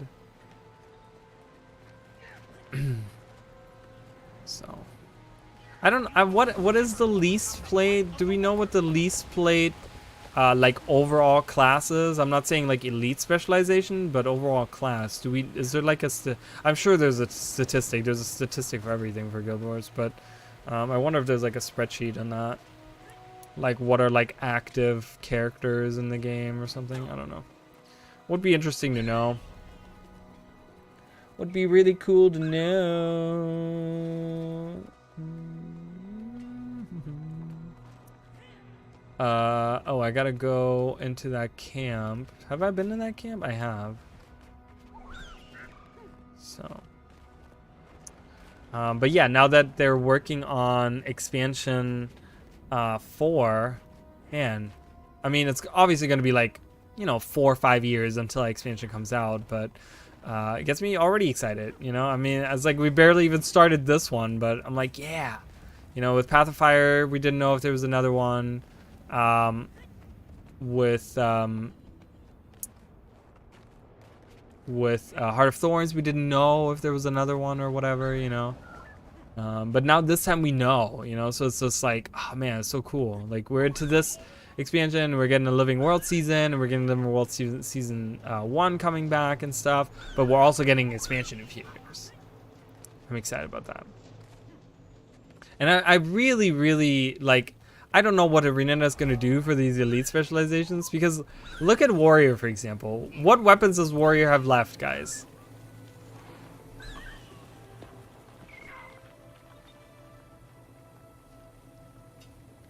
Oh, really? Boarless Pass? Huh. Well, guess what? We'll have to wait until I do my comparison stream, or you can look it up, obviously. But I'll be checking it out in my comparison stream. We'll be walking around here.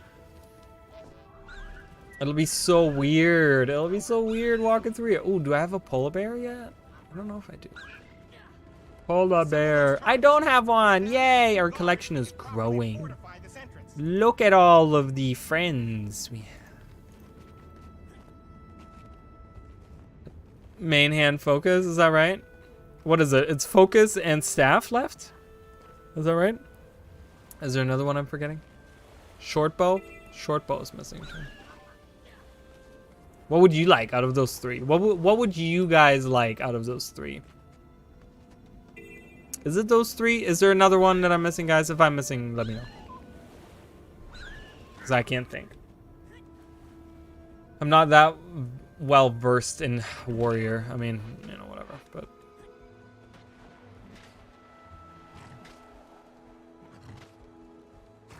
you know what I really want them to do? Speaking of short bow, you know, and everyone, there was a post on Reddit that I saw today, and man, I kind of got mad at the Guild Wars 2 community, because sometimes it can be so fucking dense. All of those dunce heads, like, literally, I was just like,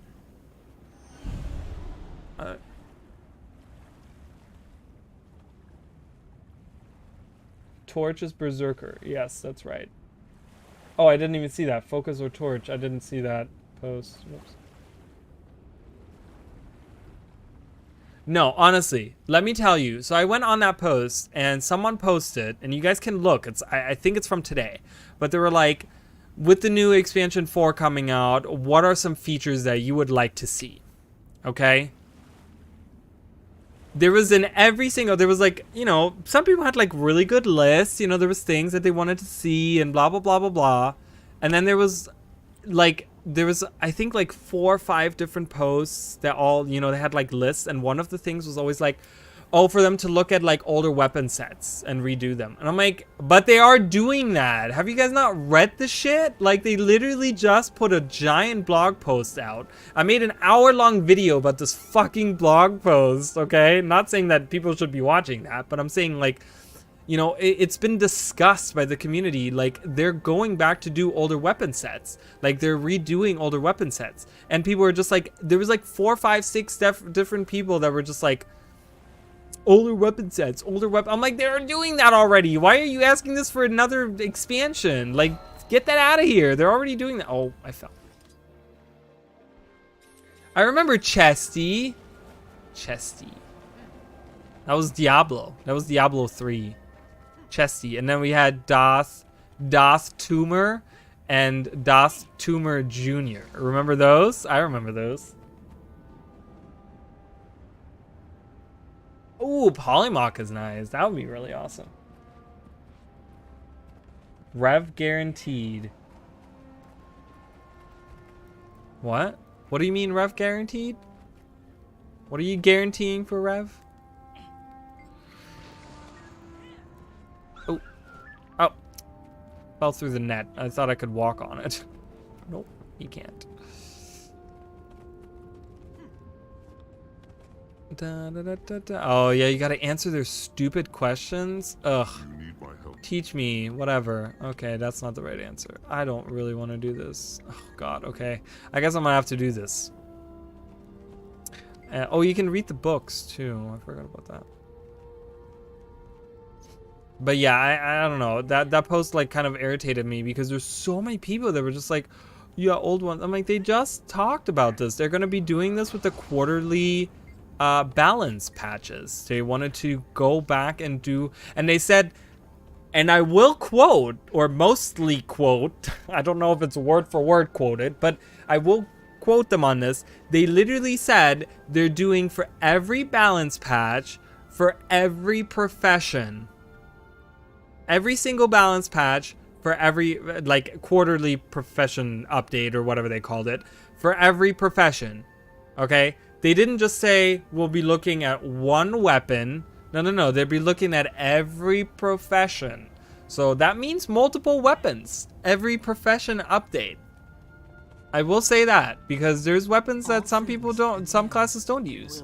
Oh, I got this correct by guessing. So, I don't know. I don't know if they meant it that way, but that's how it was worded.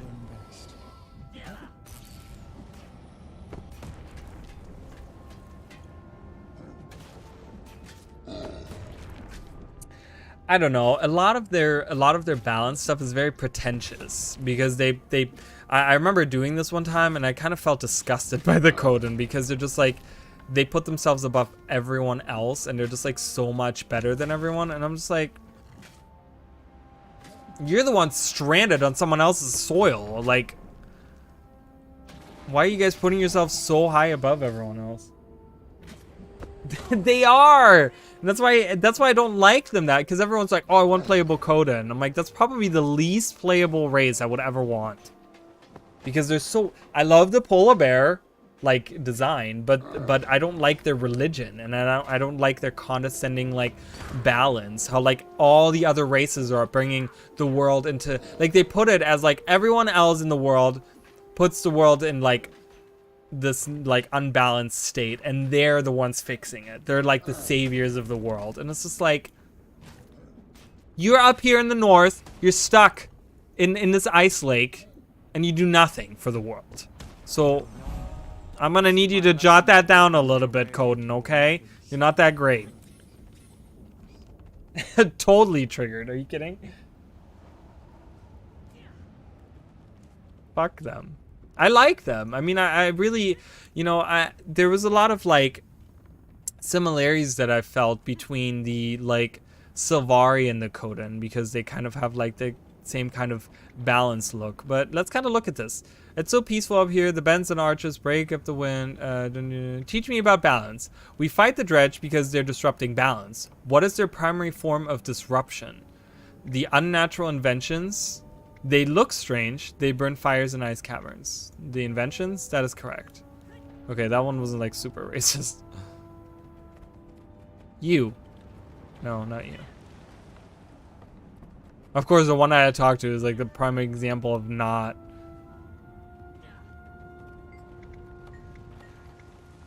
Maybe we can read this. The words are carved into separated. I've been separated. Oh no, okay, it's just like whatever.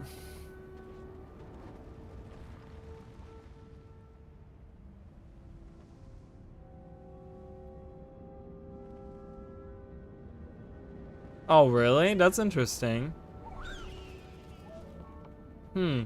That's an interesting thought. Well, I don't know, because you know, it's so strange to think of that, because, you know, the flames that they have are like bear shaped, you know, it's like, do they shape that, or did they, you know, like, because I don't know, I feel like the flame would represent Coda, which is like a bear, I would assume, and you know, they're bear people themselves, and I feel like they're very disconnected from like Suwon and what like Suwon would have created maybe or something, and it feels like Coda created the Coden in a weird way. I don't know their specific lore. I would have to like read about all the stuff, but you know, and it's like there's the connection. The one thing that kind of I always think about is the connection between the Norn and the Coden, because the story goes that there was a Norn or a Coden that had left during this like blizzard storm or whatever, or like a group of them had left or whatever,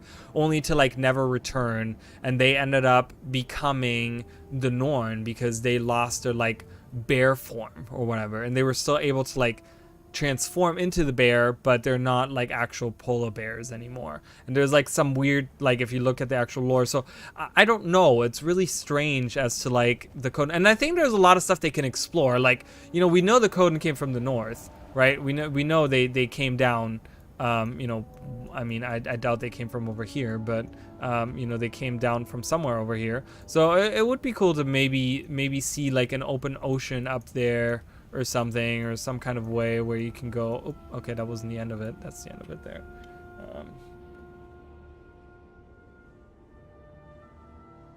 Yeah, so in Stillwater Speaking, they talk about that story as well as the weird reference to dragons. Yeah, so it's really strange. Like, I don't know. Welcome to Blue Eye Shining. My cautious as I was, teach me about balance. A wildfire burns in a forest, threatening a camp of settlers. Is it an affront to balance to fight the fire? No Yeah, so I say, you know, if I remember this, balance is not passivity. Standing by is an abdication of your responsibility to defend yourself and others from threats. Like, who decides that is balance? That seems like something that's like, what's the word? I can't think of the word, but it's like something like like you manipulated the words into like to mean something, like the way that you know, you interpret the way balance works in your own way or something. Teach me about balance. The dredge dig with no respect for balance. What is their main offense? They dig at strange angles. The debris makes the land uninhabitable. They disrupt the environment. Incorrect. Think it over and try again. Okay, let's try again. So they make it uninhabitable? Yeah, they destroy it and poison the land, hindering its ability to regrow. But that's disrupting the earth, and that was the third answer. So I don't understand how that third answer was wrong, right? There's a lot of like weird like double meanings and stuff. The sea is royal as well. Waves eventually erode the land. This is in front of balance. No, natural destruction is necessary. Whatever. I don't know. A lot of stuff I'm just like, I don't get it. I would love to have a Coden. But you know, if I were to make a Coden character, like let's say they would add that as like a, you know, playable race later on down the road or something, I would probably make a Coden and have the headcanon of like, I venture out into the world because I don't want to be as ignorant as the other Coden back home or something. You know what I mean? Kind of give it the headcanon of like, I'm not like other Coden. That's what I would like.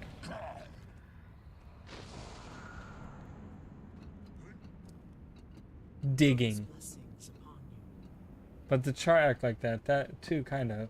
Oh, hold on, let me read all this. I didn't even... While during the Great Dragon Storm of the Last Awakening, our voices told the Coden to wait and hide. Maybe an elder dragon spoke to the voices then. As Dromek tries to speak to us now, then we would not be children of Coda. We would be in debt to dragons. You know better than that. Coda smiles upon us. Our voices told the Coden to wait and hide. I mean, they say maybe an elder dragon spoke to them, to the voices, just as Jormak tries to speak to them. I mean, that could be Suwan, right? That kind of does that, but does that mean there is no Coda at all? You know, maybe there's still like a regular Coda, and they kind of like, you know, they were like, Suwan kind of hijacked the like radio airwaves of the Coda and was like, hey, can I take over for a second? I'm gonna let these guys know to like do whatever, you know, or something. I don't know. Well, and that's the thing, right? We Asuran characters, we build all these big machines. We dug our, like, the Asuran race were originally underground. In Guild Wars 1, we meet them when they were brought to the surface by Primordus, right? And it's like, okay, so we did the opposite of what the dredge do. We dig up, right? We build a bunch of stuff. Like you said, the char, like, there's literally a heart that you do out in, where's this? It's out here somewhere, right? Where you like literally chop down a forest to help with their effort of like building more war machines and stuff. It's like, is that balance? I mean, I don't know. You know, it's like we do a lot of destructive stuff. Life is a trial. It's, I don't know, it's just kind of strange. But, yeah. Oh my god, I keep on pressing the one. Okay. Yep. Can you teach me about balance? Oh, thank god, we're done. Oh. Wait. Oh, okay. Wrong way. Wrong way. Trial. Coda the judge and Coden the jury. Well, if you ever like, I mean, you did play through Heart of Thorns, right? In Heart of Thorns, you go to Rada Novus, and Rada Novus was like this underground city of the Assyrian characters. I really wish, like, I know a lot of people still ask for that, like underground. Guild Wars 1 did it really well, because like a lot of the dungeons from like Eye of the North and stuff were like underground. I would really like that. I would really like to have an expansion that would like let us delve deep into like the depth of Tyria. Like that would be really cool. There's like a really cool, like a bunch of really cool like caves and stuff that you can see and stuff. I don't know. There's a lot of stuff they can do with it. There's a lot of stuff they can do with it. So what do you guys think? Well, we don't know what Living World season 6 is, but as of what the story is right now, right? It's a blank sheet as of the end of pretty much for the commander, right? There's stories about, you know, the things that are going on in Raizu Palace, and there's if you guys do the collection, there's the whole and I'm so glad I can do this now. I used to talk about Kanta all the time, and I couldn't show you guys on stream. But you know, there's a bunch of stuff going on in Drowned Kaineng, and then you have the stuff in the Arborstone that you do the little collection there, where you have to like go around and you talked about the ministry, right? And then you get to talking about the ministry, like what they have done over here, and you get like a bunch of correspondence from them and how they moved into Drowned Kaineng, and then they tried to find a more permanent home, and they actually found one in the mountains of Xingje Island.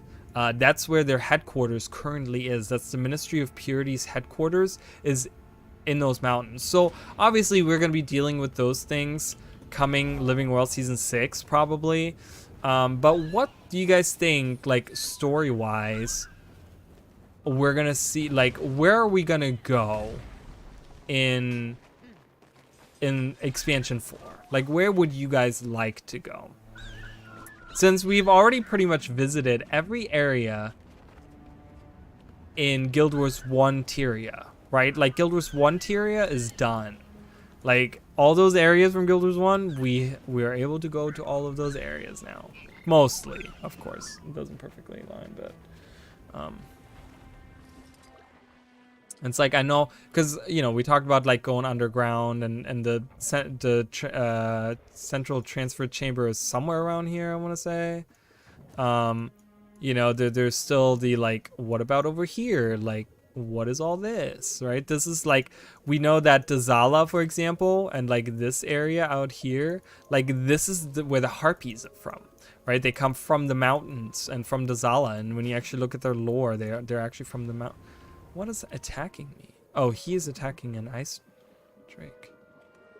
Wait, why are you not attacking back? What the hell? What the fuck? Okay, I don't know why he's not attacking back.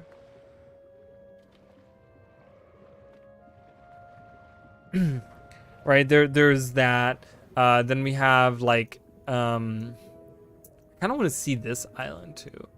Scavenger's Causeway would be something. I mean, that's again desert and stuff, so obviously I don't think we're gonna see that. You know, across the Blaze Mountains, that's like where the Char are like originally from, or the Blood Legion at least. Or like, what is this? Is this like some snowy, rocky area? Like, what is that? Maybe up here, right? It's like Isles of Janthier, huge, obviously too. I really love this, like this little like perfect little triangle right here, and then this as well. Like I want to see those areas. Like I would love to have, like, look at this. What is that? Do you see that? That's so cool. Like I want to see that. This island right here, with this, like, whatever that is. Oops. Didn't mean to do that. And that island. And then we have this. What is that? What is that? What is that? Why is that orange and why is that blue? Well, we know what was there. These islands right here. Wasn't there more up top left? These things right there. The map is even bigger, actually. When you look on that shaman, you can actually see a much bigger map. Cool. Talibu. True to your reputation, you are Who are we brave. facing? Oh crap! Holy crap! That's a giant shark.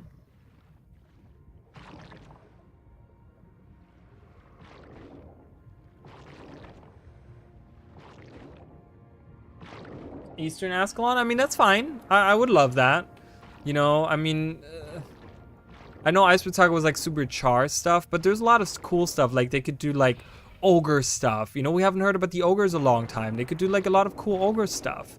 You know, they could do harpies. They could do like different centaurs out here, you know, because this is all like green. Who's to know what's out there? They could have like new people out there.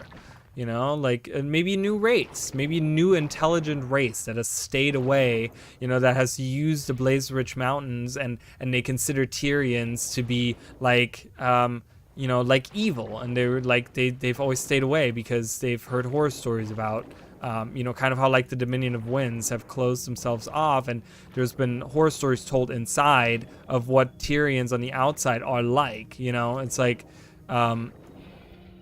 you know, the same could be said for like this area, you know, where they're just like, where they're like these people out there that are like, oh, we never crossed the Blaze-Rich Mountains because there was all this war and destruction and all these evil people out there and we didn't want to deal with that shit, so we stayed away. Like, that'd be real cool. But yeah, if you actually look on that shaman's website, the map actually expands like so much further. Like you can actually see this island, I'm pretty sure, and there's like a lot more to the like right that you can see. Like, I want to see that lake. Like this area right here looks so cool. Like that's not deserty. Like I get that this is all like desert, but that doesn't look like desert out here. This would be really cool. Like I would love to have like an actual beach map. You know, I want like, I want something on the beach. You know, it's like, I know we have like South Sun, whatever, but there's really not like beachy, because you like everything is like inland, and then you have like rocky areas up here, and then you have like the cavern area, and then you have all the like destroyed like nest area over here. There's really no like, the only beach you get is like around here, you know, and there's not a lot of like to do, you know, but I want like, I want a map that's like just beach themed, you know. I want like I want, you know, it's obviously not ever gonna happen like that, but like, you know, and give me something that's like just beach. It'd be so cool. I don't know. Ruins of Draskir, which are just off the map, and the Iron Marches was the capital. Yeah, well, the only problem with that is, as far as where it's located, it's like,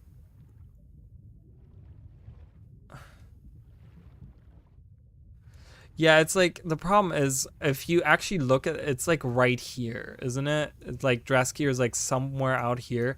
When you actually look at this is all destroyed. You can actually look up there and it's like just destroyed. So I don't know if we're actually would see any. I mean, I love Draskir. I love, like, you know, not ever having seen it or whatever. Yeah, it's super like branded. But you know what? There's a video that I recently made. About recently. It was like last year still, at the end of last year. About fractals.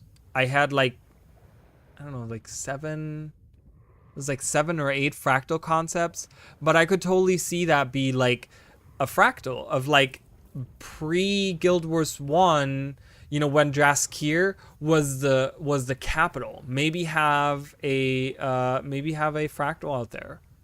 You know, maybe have a fractal out there when Draskir was like the capital of Ascalon, because it's the old capital. And when we play Guild Wars 1, Rin is already the new capital. So, you know, and Draskir is always referred to as the old capital. So, right, let's travel north. Let's go over here to one of my favorite spots. You guys will know exactly where we're going right now. That would be really cool, though. I would love to see that. My hair. Do you see this? What is my hair doing? Like I can literally like, and they'll stick like that. My hair is weird. I want to see Irene cleansing the brand. Well, the thing is, whenever she has cleansed branding, it's always just created her own branding. She's like branded over that. You know, like when you look at like where Kralkatorg awakens up here in that emergence zone or whatever they call it, she doesn't like really, like she cleanses it by putting her own crystals. So you would, instead of seeing brand, you would just see like colorful prism crystals everywhere. I still, you know, one thing that really still pisses me off is that we never were able to use that gate. That desert gate really pisses me off. And there is, I know there is like that tunnel that you can find in here. I think it's like right here. It's right by this river that runs or whatever, where it's like, oh, this was the path that would lead all the way to this gate, but it's now collapsed. Fuck is that shit?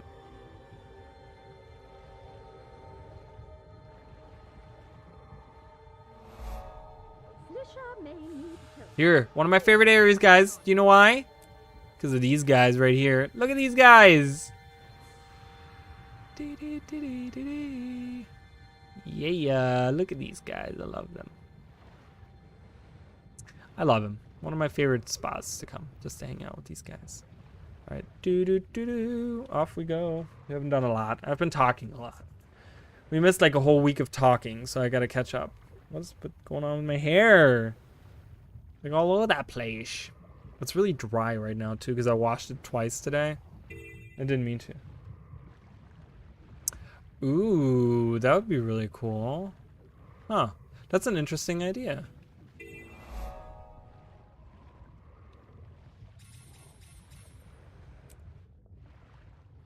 That is an interesting idea. I didn't even think about that. I'm not huge on fishing, guys, but I can totally see that.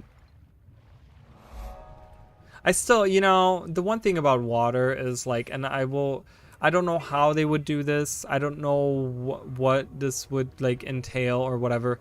I still want a fucking seahorse mount. You know, I played WoW for a little bit, okay? And I got so excited when I got to go to that one map that's like all underwater and you get like a seahorse mount. Oh, so awesome, man. Such a good time. All right, we're gonna get this, and then we're gonna go down and do the little thing. I really, really want a seahorse mount. Or like underwater, something. I don't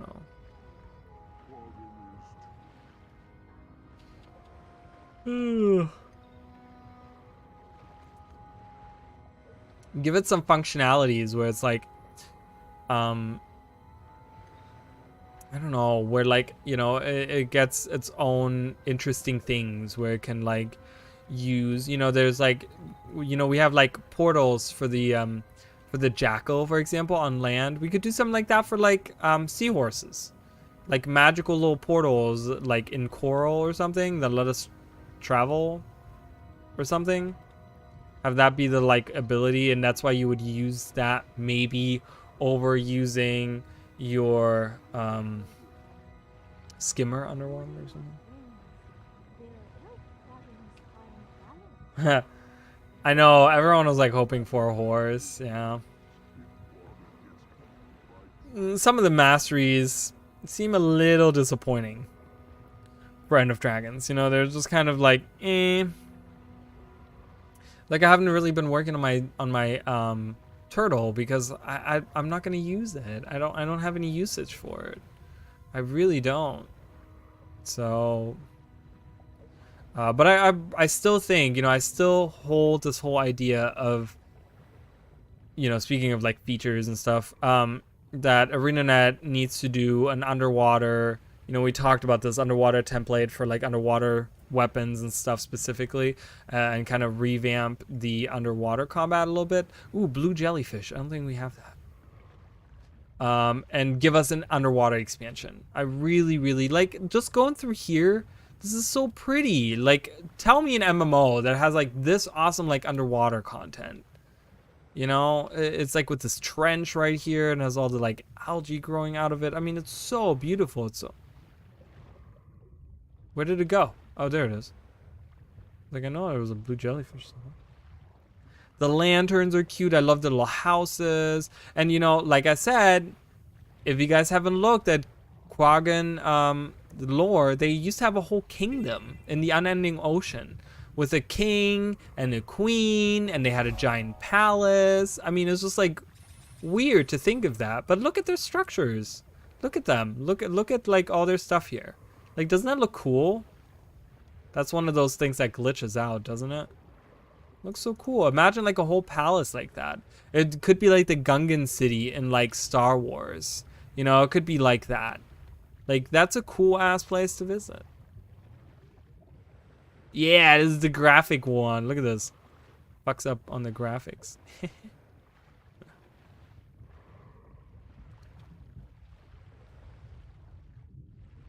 Well, but that's what I'm saying. ArenaNet, you know, they're kind of going back and fixing a lot of things now. Right now is the perfect time. Give us a trade line that's just for underwater. Give me a little slot here, like at the end or something, that's just for underwater. So the template only activates underwater. Give me a trade line that's just for underwater combat that I can plug into any of these and have that template activate when I go underwater. Like, that's all I want. Okay, and then you can have all kinds of underwater related traits and just really focus and make underwater the best you want. Instead of having to work around the on land traits, you can really just have specific underwater traits, and it would just be so much better. You know, swim speed and like, you know, things underwater. Look at these fish. Look at these guys over here. What are these fish called? They have like a name. They have like those spiky heads.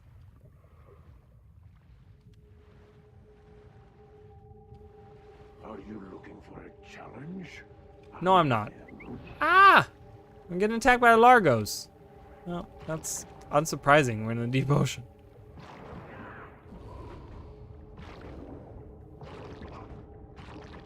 My fish is my favorite animal? An owl?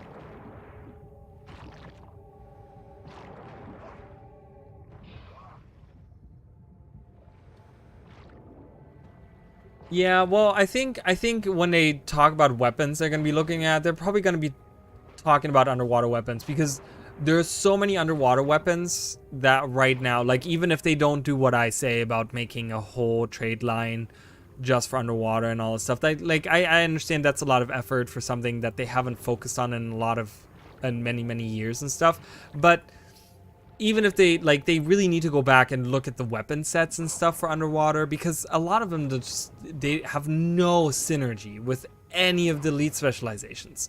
Like, you know, I play my Spectre all the time. I have no torment that I can build up underwater. You know, I rely on poison, and even then, you know, it's my 3, which catapults me halfway backwards through the water, which is always so disorienting and so irritating. That it doesn't really help, you know. It's just, it really doesn't help. So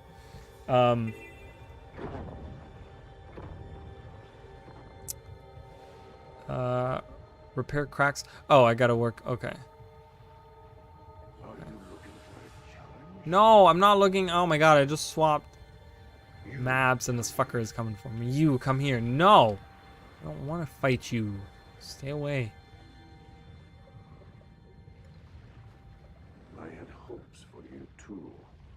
I think that even, okay, I don't care. You had hopes for me too? Cool.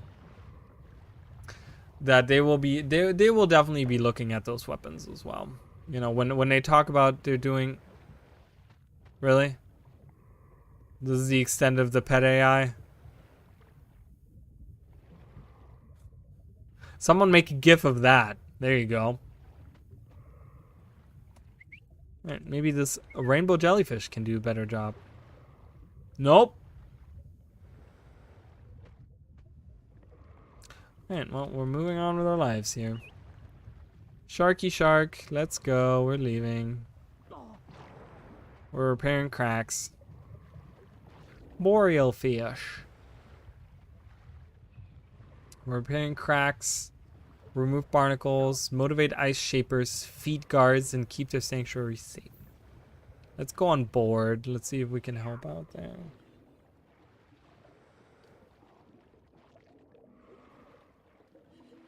Underwater infusions?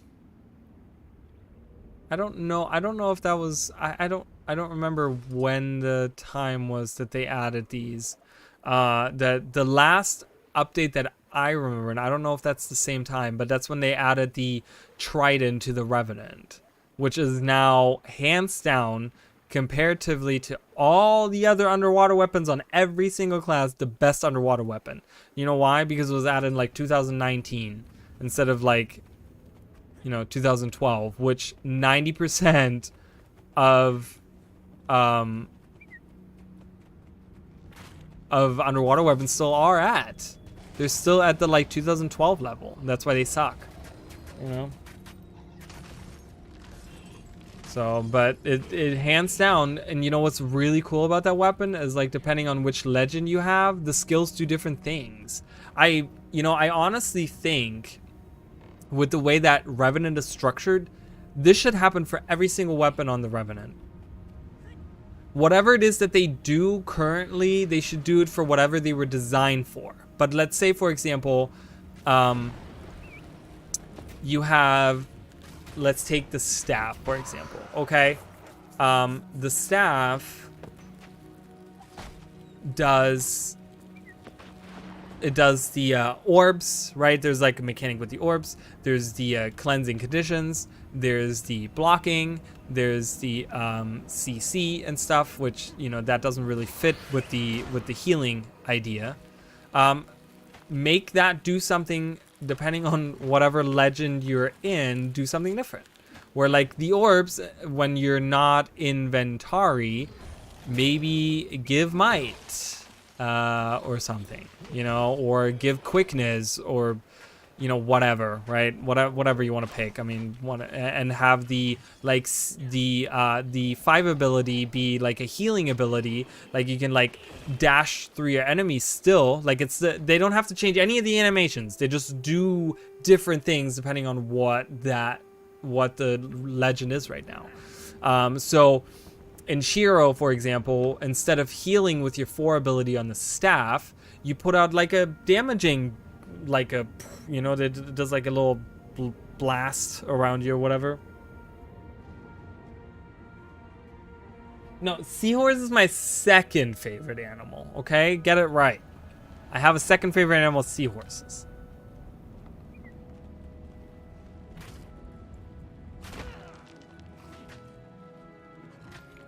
Oh yeah, what? You've never tried it? It's so good because, like I said, you can swap legends, and on the fly, you have pretty much a build set up for whatever it is that you're using it for. You know what I mean? It just works so well, I think. And I think with the idea of the Revenant being locked behind a set of utility skills, having the ability to swap what the weapon skills do, depending on which legend you're in, is like a good trade-off, right? It's like, okay, you get the one thing where you're stuck with these utility skills while you're in Shiro, you know, while you're in the assassin stands or whatever, but you get, you know, damage weapons, right? You get damage dealing stuff. Like, yeah, it was definitely added after, because I remember going through the day of, and it was the Ellen of the Lily. I actually went through, and that's the first time I remember it very, very. I might have even done it on stream. That's why I have such a vivid memory of it.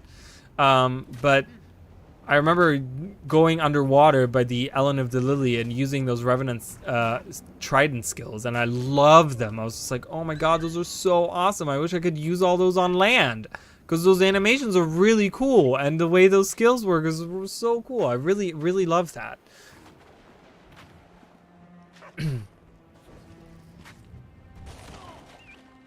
And I don't think that necessarily those weapons would be overpowered or lose their identity, because you know, you only use the staff if you're really, I mean, you use it for CC and stuff like that, but you only, you know, you use it usually when you need some healing and stuff.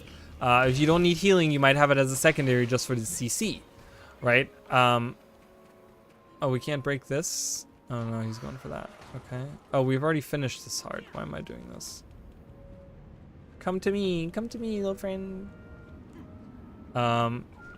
You know, it's like, and most people, guess what? They're gonna use double sword, or they're gonna use, what? Great sword, right? For the damage dealing, because those are the highest damage. But it would be really nice to be able to say, oh, I can use any weapon set, because my staff still does great amount of damage and does really good of whatever else, compared to, you know, even the swords and stuff. Like, it still would be really good or something. I don't know. I think the Revenant has like that just, you know, they're kind of stuck with their utility skills, which kind of sucks, right? Because other classes just have that build crafting where you're like, oh, I can use this utility skill or this utility skill, and then I'm in my elite specialization, so I get a whole nother set of other utility skills that I can use with my old ones. But you don't have that with any other. You have that with every other class, but not with the Revenant. We don't have enough people to do this in time. Oh, they're doing the up in there. So I would really, really like that. I know that some people might not agree, but that would be a great way to bring Hammer, for example. Oh yeah, only 13 seconds left. Yeah, that's not gonna happen. Sorry, dudes. Sorry, my dudes. I'm gonna go up here real quick, get this waypoint, and I'm gonna have to go into that tunnel there. That, like, Hammer, for example. Hammer is really, really bad, and it's very niche, even in World vs. World. In World vs. World, let's get real. The only reason it's used is because it's a long-range weapon. Like, there's not that much. Like, yes, it has knockdown. Like, 1 knockdown or something. Okay, cool. That's about it. Like, there's nothing that great about it. It attacks really slow. The damage is kind of you know? Not that great.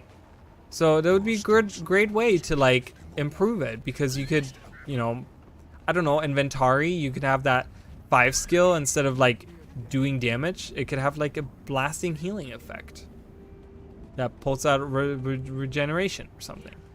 You know, the 2 effect could have, like, you know, the 2 is like this field that you know, bam bam bam, where you can have like, oh, healing, the closer you are to the person, the healing is more, and then it gets less as it moves forward or something, right? As I don't know, they could come up with like a bazillion different things, but I don't know, that's something that the Revenant has that I feel like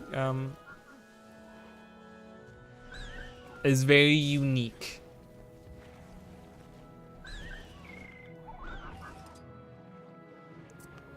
Look at these undersea worms. They haven't been used a lot either. Did I go the wrong way? I went the wrong way. I didn't realize there was an entrance here. Sorry guys, I yawned right in the mic. I apologize. It's so rude of me. So rude of me. But yeah, Trident, oh man. And I love the like 5 skill on the Trident, because it like creates all those orbs and then it shoots it one after another. That's so cool. I love that. We haven't seen that like anywhere. Something they can definitely use for like other skills, you know? Imagine an elementalist that could do that on one of their weapon skills, and depending on which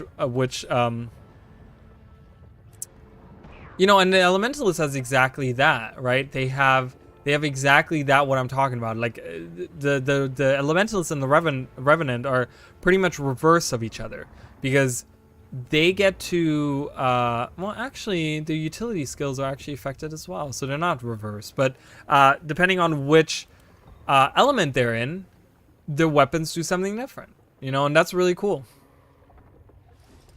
That's really cool. It gives it a lot of, like,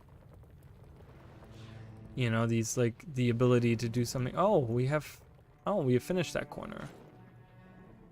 Oh, look at that. We just have to go north now. Okay, let's get out of this. Nice.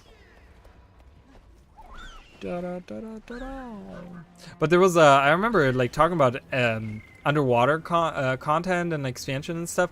There was that concept that someone made years ago. This was, I think, before. Was this before Iceberg Saga or during Iceberg Saga? I want to say. I think this was before we even got the leak of the, or not the leak, but the teaser for the for End of Dragons, where someone had made a concept of an underwater expansion on Reddit. There was like a whole post, and they made a whole website for it. Oh man, and it was so good. Like it literally, oh man, I was like, I really want to play this right now. Like I know people don't like underwater, but this is really making me want to play it. I don't know if you guys have seen that, but I don't know if that's still available. I don't know, you know, obviously I don't know if they have that domain still, right? It's like an actual website, but that was really cool. I love that because it had like this whole like different packages with like, you know how they do like deluxe and stuff. It had like this whole like expansion website that they had like showcased, and it looked so much like ArenaNet's like had done it. And they talked about like it was underwater stuff, you know, and I think they had a seahorse mount in there and maybe like a dolphin mount or something in there too. Something like that. And then it had like a new the new guild hall coincidentally was actually a I think it was like some kind of island somewhere, so we kind of have that now. But yeah, that was really cool, and that really made me just want to have an underwater expansion. I really want an underwater expansion. I know people don't like underwater combat, but they can always fix it. Arena fix underwater, and then everyone's gonna want this. I'm telling you.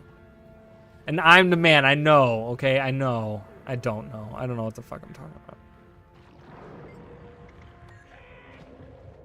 Don't attack me. You attacked me. Can you destroy it? No.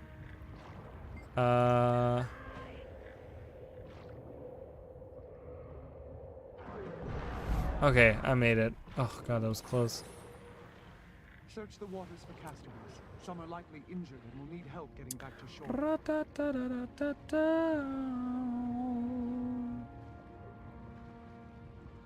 Oh, there's the fishy. There's more fishy. Look, it's Dory. Oh no, it kind of looked like Dory for a minute. That's not. I lied.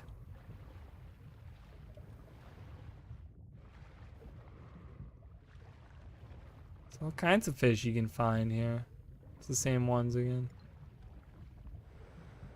I'm telling you, there's only one. There's only one. Oh, we've already done this hard? Oh, okay. Well, I like that. I guess it's part of the other heart or something. I am not so sure.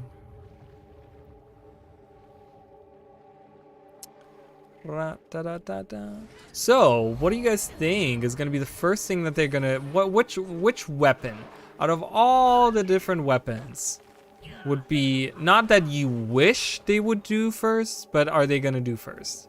I'm going to be honest. I think it's going to be like engineer weapons. I think that's going to be the first ones that they're going to like revamp.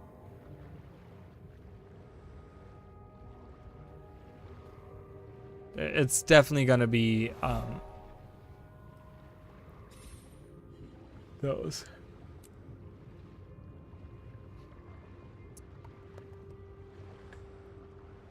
All right, what do we oh, I missed that corner. Let's go back to that corner. I don't want to leave that corner and have to swim all the way back there, because that's kind of annoying. It's like, because I really like think that the engineer has like the most lacking weapon skills, because you have to use like, what is it, grenade kit and bomb kit, like almost like one of those two for every single build. It is a must to have because the weapons just suck so bad. There's no synergy with the traits, and they just the skills are just like they're always required for every even half decent build. They will require you to have a fucking kit. And that's a shame because that's, you know, I was like, yeah, I know. I have to deal with it every day. It's a choice. Whoa, that's a gigantic jellyfish right there. Holy crap. It's huge. That's the choice you made. That's what you get for betraying the thief. Just kidding. But yeah, it just, and I, you know, I would probably play Mechanist, like not as my main, but I'd probably play it if the rifle was good on it. So, but none of them are good. None of them are good, which is a shame.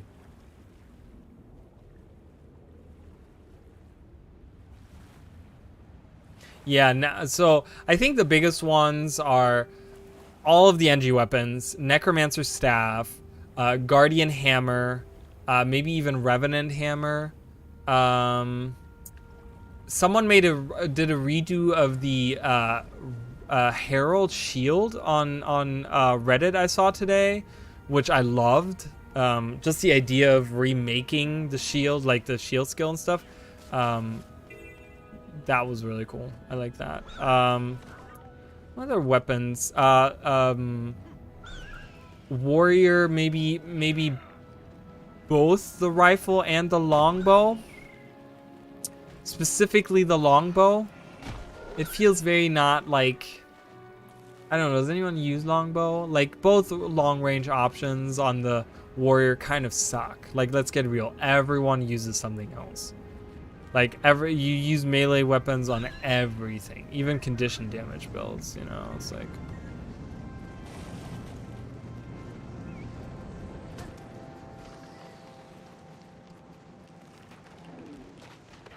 Yeah, and I actually did a tweet about that and it got 1 vote. So whoever voted on that tweet, I appreciate it.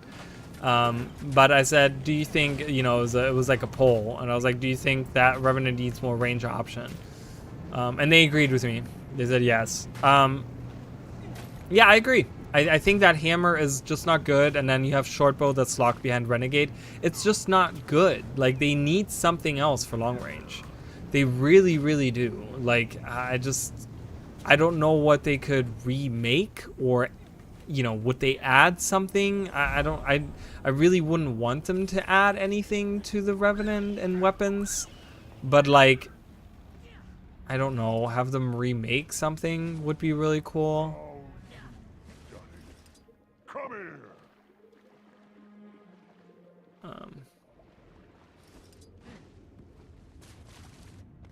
So question then is, yeah, rifle needs some love. It has stereo goes synergy with Blaze one. Yeah, I agree. Yeah, I haven't tried Bladesworn since I haven't tried it yet. I'm going to at some point because I really liked it. I thought it was really fun. But like, okay, we gotta obviously do this hard. Can we just do that by attacking these guys? What is with underwater pets? What's happening? Are they broken or something? My pets won't attack or not hit with their attacks. God, I hate the pet AI. It's so stupid. All right, let's get on land. Here, attack this wolf. Welcome, hello. Oh, we're just talking about like weapons. I need like a redo. But I was thinking about like, because we're talking about Revenant and long range options. What weapons would you either give the Revenant for long range? Like you get to pick one weapon and it would be long range. So whichever weapon you pick, even if it's like a mace or not mace, let's say focus, it'd be long range focus. Okay. But what weapon would you give to the Revenant that's a long range weapon if you had to pick one out of all the weapons? And you can say rifle, and you can even say underwater weapons or whatever, you know. Like, I would love to see the Trident just brought on land, because I love those skills. Using a Trident on land with those skills that it already has on the Revenant, I think that would be pretty cool.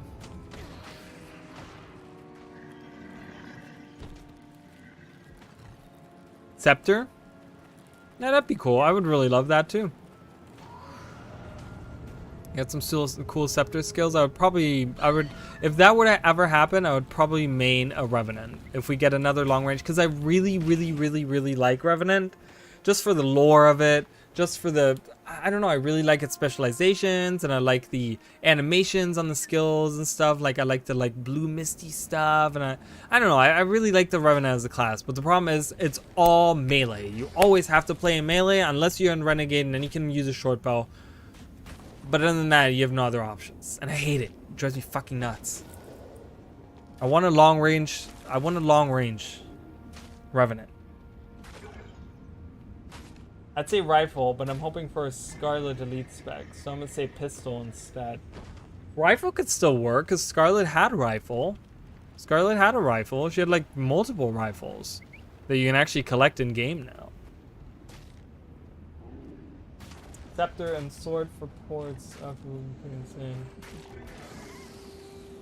Yeah, that would be really cool. You could do like your 1, 2, 3 on your scepter, use your 5 to teleport in, and use your 4 to like do massive damage. Like that would be, I mean, I think that would really work.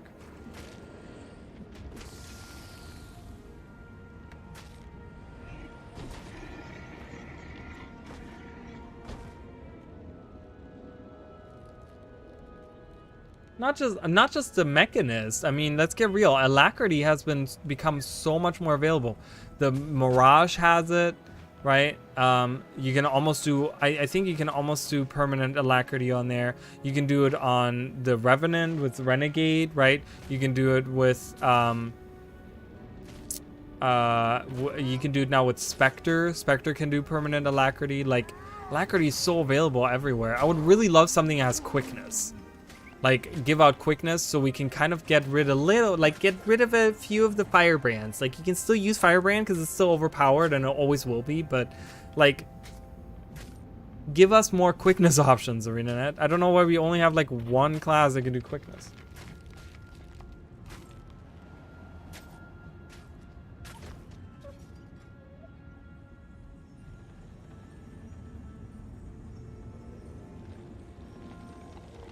Oh, I understand.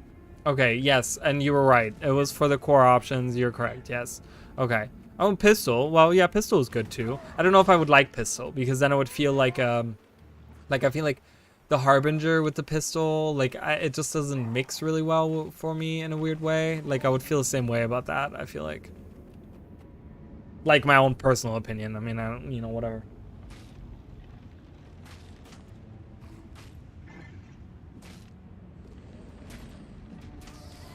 Well, that's another class, and then we have Alacrity on the Mechanist now too. So Alacrity is so available throughout the game, but like, what about quickness? Like, we don't have that many class elite specs that can do quickness. I don't know why Alacrity has overtaken quickness in the the elite specs that can or in the specs in general that can give it out. You know, it's just kind of silly. So and today, there was that post about the Revenant rework on Reddit, and they were proposing making it like a quickness thing, where you had to like manage your energy and stuff, and it actually sounded really interesting. It sounded like something that I could totally see become a thing. So that would be another, you know, if they do it like that, could be another option for quickness or whatever. So. Is it? I haven't tried it. I haven't seen too much of that either. So is that something that's commonly played? Because in the groups that I have been in, it's always been Firebrand. And all the strike missions that I've had over the last like month and a half or whatever, however long it's been, that I've been doing like the strikes there in End of Dragons. It's been always like Firebrand. Maybe I would just ended up being unlucky or something, but.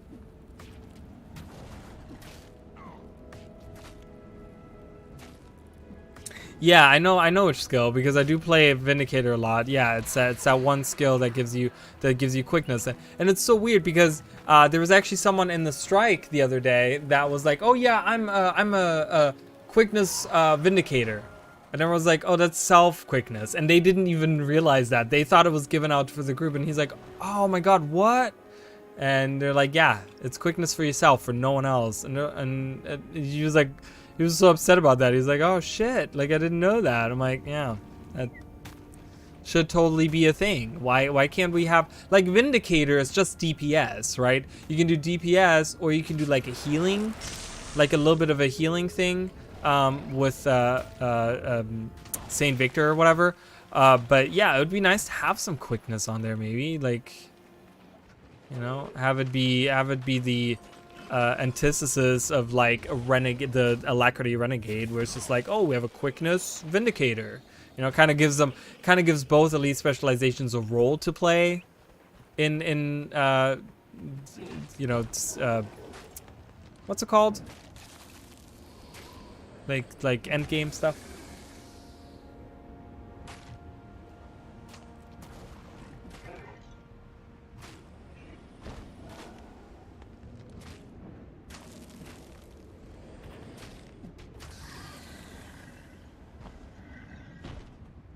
Well, we're gonna see a rework on the banners anyways, so, you know, and people have been speculating on what that means, what we're gonna see on that,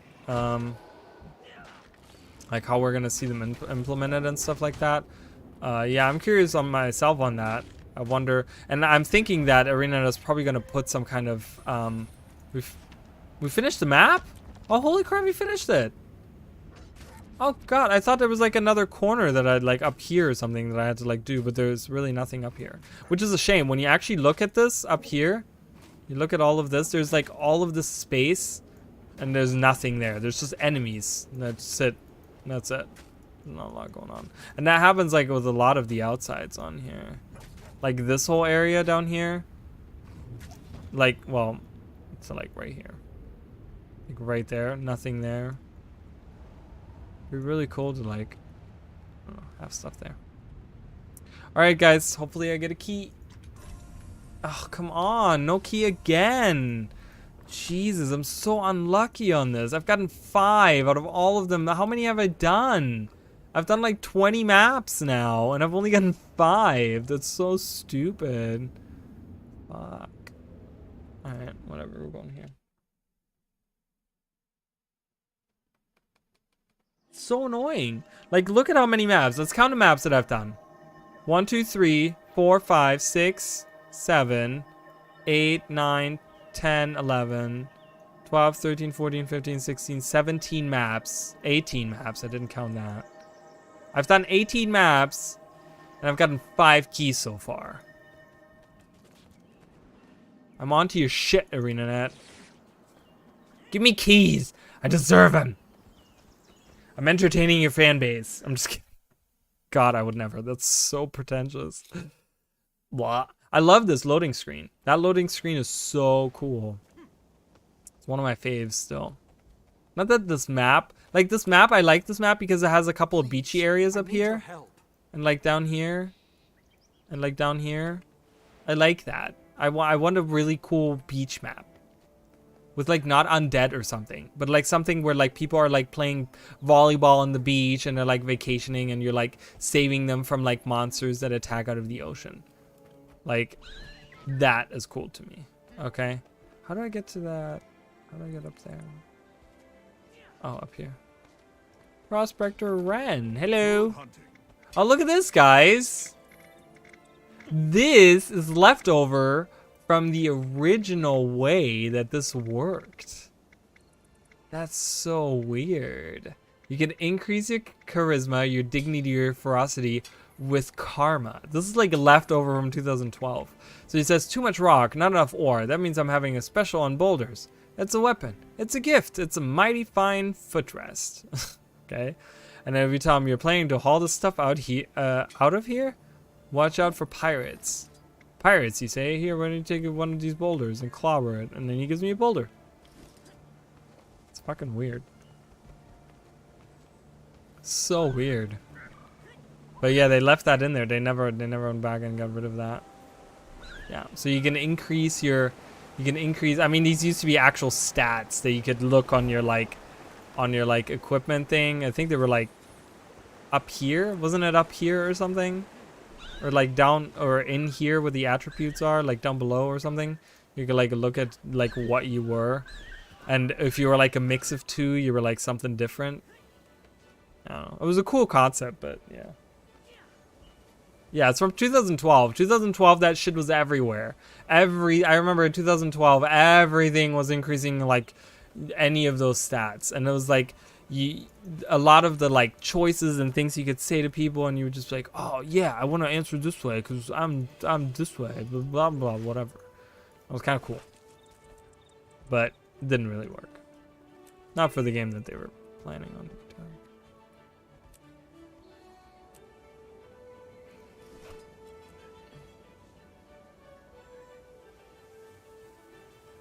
Oh, I have bad luck. If there's anything that I can prove with my YouTube channel, is that I have bad luck. I have really, really bad luck, guys. And I'm glad that I'm proving it right here on camera. Because when I say that, sometimes I feel like people don't take me serious when I say I have bad luck. I have really, really bad luck, guys. And like everything in life. I just have really bad luck. And there it is. Before your very eyes. I wouldn't be surprised if I get no more keys until I'm completely done with all of this. With the entire map. It's just, oh, I can't do it. It's just, what the fuck is it called? It's just, transmutation charges. I was like, what's the name of those things? Yeah, I'm excited to see what weaponry works we're gonna get. I mean, we only have a few months left until that happens, and I really hope, like, sometimes in ArenaNet, they're like, oh yeah, we're doing balance changes. We're changing the damage modifier from 1.1 to 1.2 on this skill. It's gonna change it up completely. It's like, I don't want to see that. Like, that's stupid. That doesn't do what we want. We want like new skills, and we want to refresh, and we want to do something new, you know. And if you're even not gonna give us new skills, then maybe let it do something different this time around, or whatever, you know. It's just like really change up the meta, because like your weird modifiers and changing it by 0.1 isn't really gonna make a big difference. I can tell you that. It's an ornery crap. Threaten it.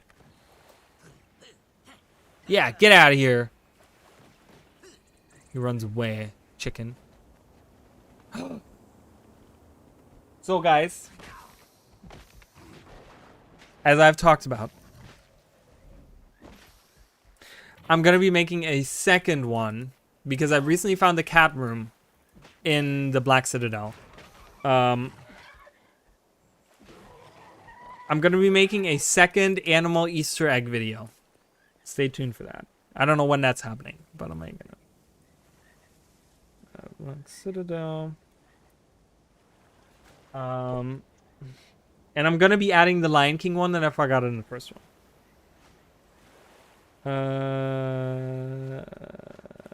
All right. So far, I have 4 things on that list.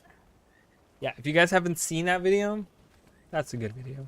But that's a cool little thing. You can threaten these ornery craps, and then they run away.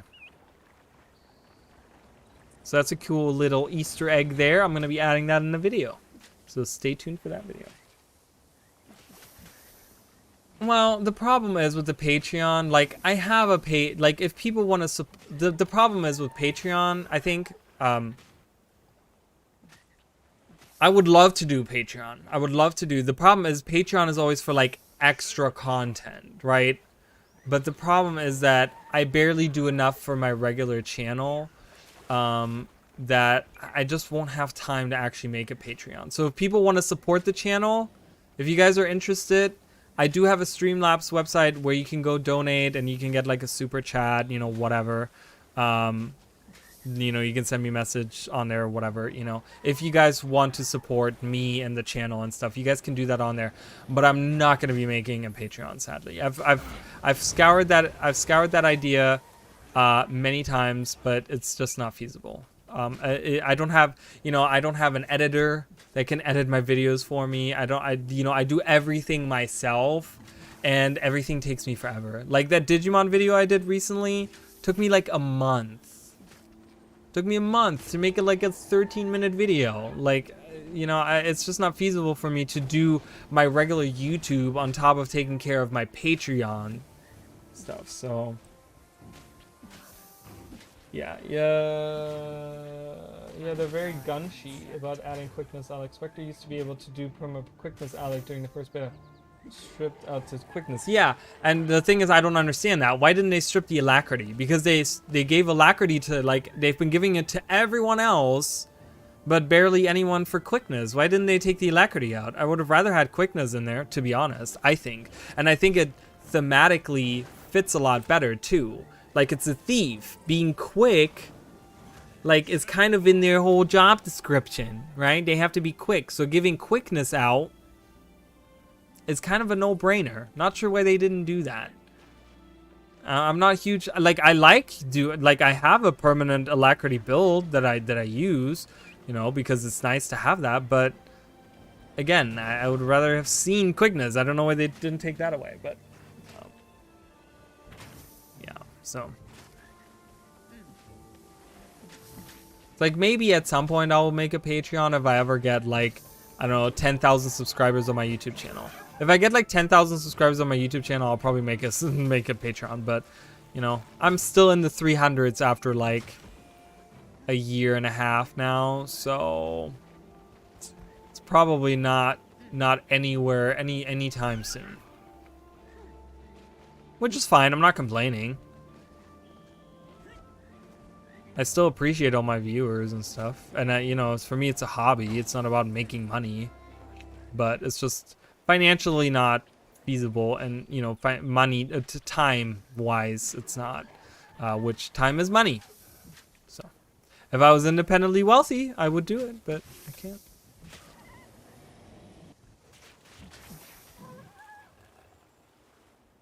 Well, yeah, but you know, I mean, you know, Patreon is specifically for people to pay me.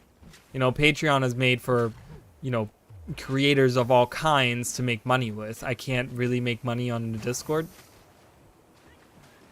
So, my Discord is for people to hang out and chat with. And I kind of want to keep it that way. I wouldn't want to do it, so. And I wouldn't want to do, I mean, like, upcoming content, I mean, it's always like, you know, if you really care about my channel enough to want to know when stuff is upcoming, then you're just going to follow my YouTube channel. You know what I mean? And then you're going to see whatever new, like, that's why there is the bell. You know, you can always hit that bell and you get notifications on whenever I go live, whenever I post stuff, you know, so it does have its usability right there. And that's exactly it. It doesn't do that much for the it doesn't do that much for the thief. So why is that what it gives out? Like, quickness would just be so much better. And I feel like it would just work so much better. Like, wouldn't Spectre feel much better with quickness on that trait rather than alacrity? I think overall as a class it would just feel so much, as like an elite spec, it would just feel so much better, I think. Well, no, and you know, I know we're just spitballing ideas, but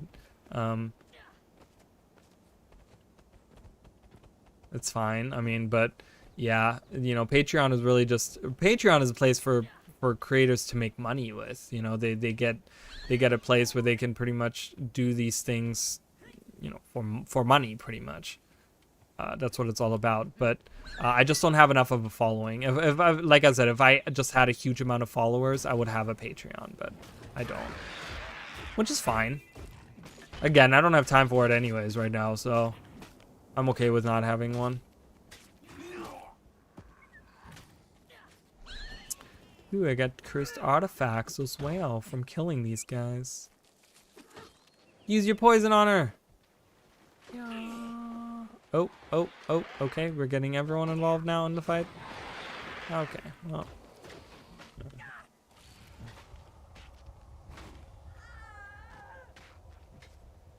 Yeah, but no, but you attack faster. Your auto attacks. So you can stack much more torment on the thief. You know what I mean? Because if you, like, you know, if you don't have any initiative right now to use 3, because that's like your main damage dealing weapon on the Spectre is your 3 skill on Scepter Dagger, right? And you spend a lot of initiative really quickly, but quickness still lets you attack really quickly. So your auto attack is then gonna just work so much quicker, and it's also gonna make casting the wells a lot faster.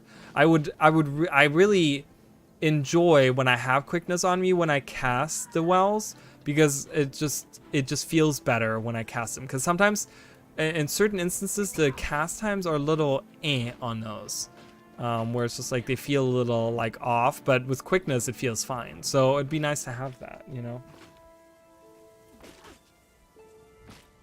Well, no, because you waste your initiative faster. I mean, it's not like you waste it, you actually use it to attack. It's not like you spend more initiative just because you attack faster. But you spend it faster, yes, right? Because you have the quicker attack, but then you also get to auto attack more and quicker, which means you stack even more torment even faster on there, you know? Right now it's like, with quickness it's like, there's actually like a ton that you actually dish out on there. So I think overall just, you know, as someone that has played a lot of Spectre, I can tell you right now, quickness would just feel so much better, in my opinion, obviously.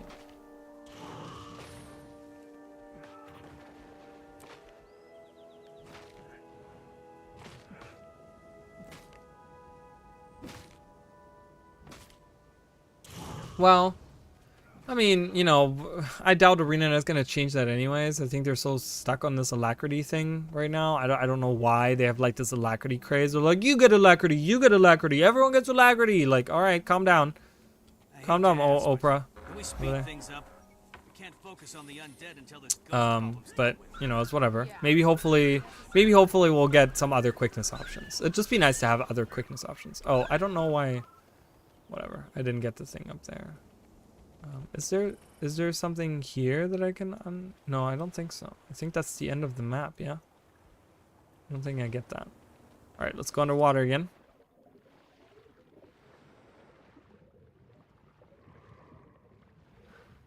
Yeah, well,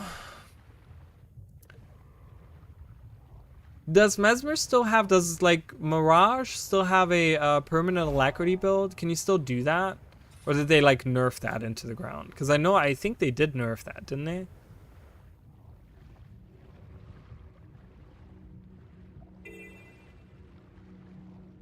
Yeah, I don't know. Sometimes Arena makes decisions where I'm like, you know, I don't get it. Like my prime example, and I feel like I don't necessarily need any other arguments for that, but it's like, and I get it's not a Grandmaster, but look at the Spectre trait, the Master trait, the top one that gives you more damage on your Torment. They change it originally would give you 1% of Shroud and 20% damage on Torment. They cut that down to 10% by half and made the 1% to 0.5%, which is not that big of a deal, honestly, because I can still maintain Spectre Shroud pretty heavily. But look at the Scourge, for example. The Scourge has a Grandmaster trait that gives not only 25% increased torment damage, but it also gives you burning every 3 seconds for 3 seconds on every time you apply torment. It's insane. It's so much damage. That's why Scourge is so, like, they literally keep like overpowering Scourge, I feel like, and Firebrand, and then like kind of leaving a lot of the other classes like elite specializations behind, you know? That's why I feel like Harbinger doesn't really compare to Scourge, because Scourge is like top dog, but it's like, just looking at that, it's like they added a new condition-based elite spec, and then it's not even like the traits don't even like compare, you know? It's like,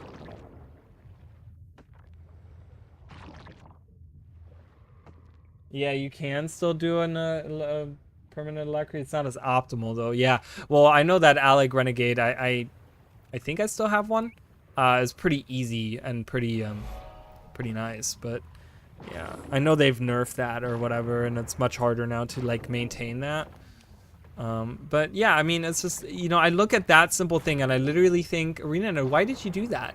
Like 20%, because it's like, you gotta remember, it's a grandmaster, so it shouldn't do, it's a master versus a grandmaster, so the master obviously shouldn't be as great as the grandmaster, right? Makes total sense. But it was already at 20%, it wasn't a 25, and it didn't give any other conditions, like burning. You know, which burning is a really, really strong condition. So you're giving like torment on top of burning to the Scourge in that Grandmaster trade, which is so powerful. That is so strong, right? And I'm just like, you know, and then you have like expertise, which increases the duration of the 3 seconds. So yes, you apply burning every 3 seconds, but if you have a lot of condition duration, then you will have like more stacks than just one. Like you'll have at least 2 stacks, you know?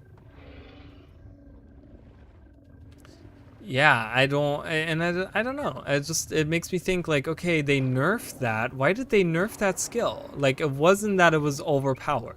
Like it wasn't. That was not an overpowered trait. Okay, come over here. Don't care about those generators right now. Kill this cunt. What? Oh, I thought I was... Stupid shit. Attack this thing. Plan B. Ah.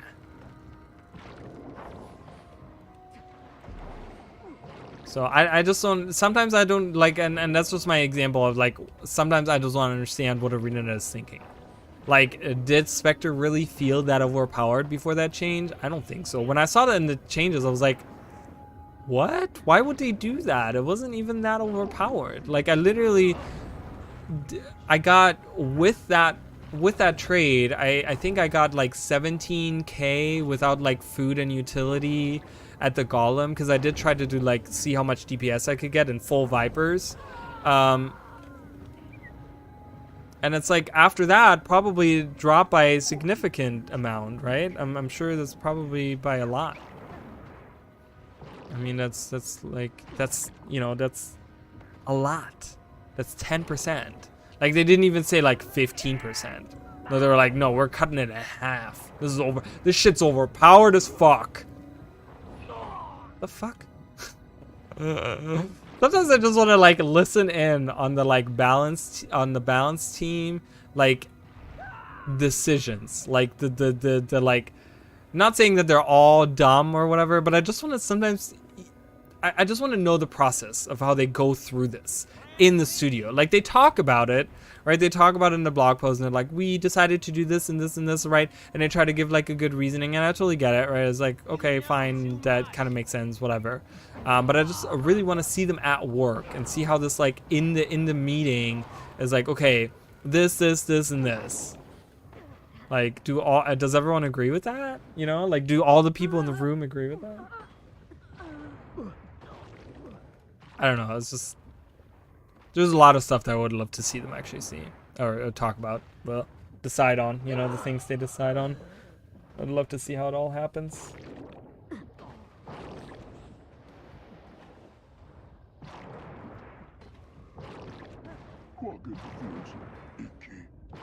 Quaggan feels icky? Well, I'm sorry, Mr. Quaggan.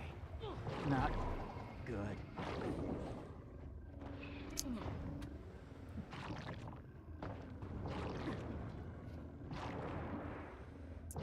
But yeah, I mean, we'll have to see, you know, and it's just, I really hope that with the new leadership at ArenaNet and really, you know, they're trying to be more transparent. And I know they've talked about this many times in the past, and they've always failed to do it, in my opinion. They've always completely failed at being transparent. Like, they've never been as transparent as they've always said they wanted to be.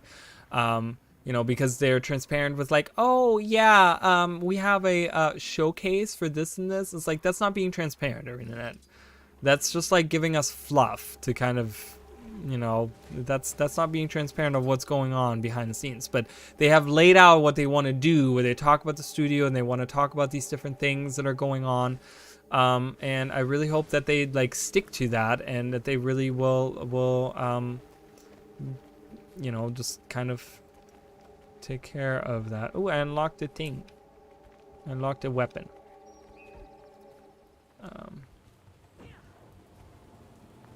You know, for all of our sakes. Also, give us better weather.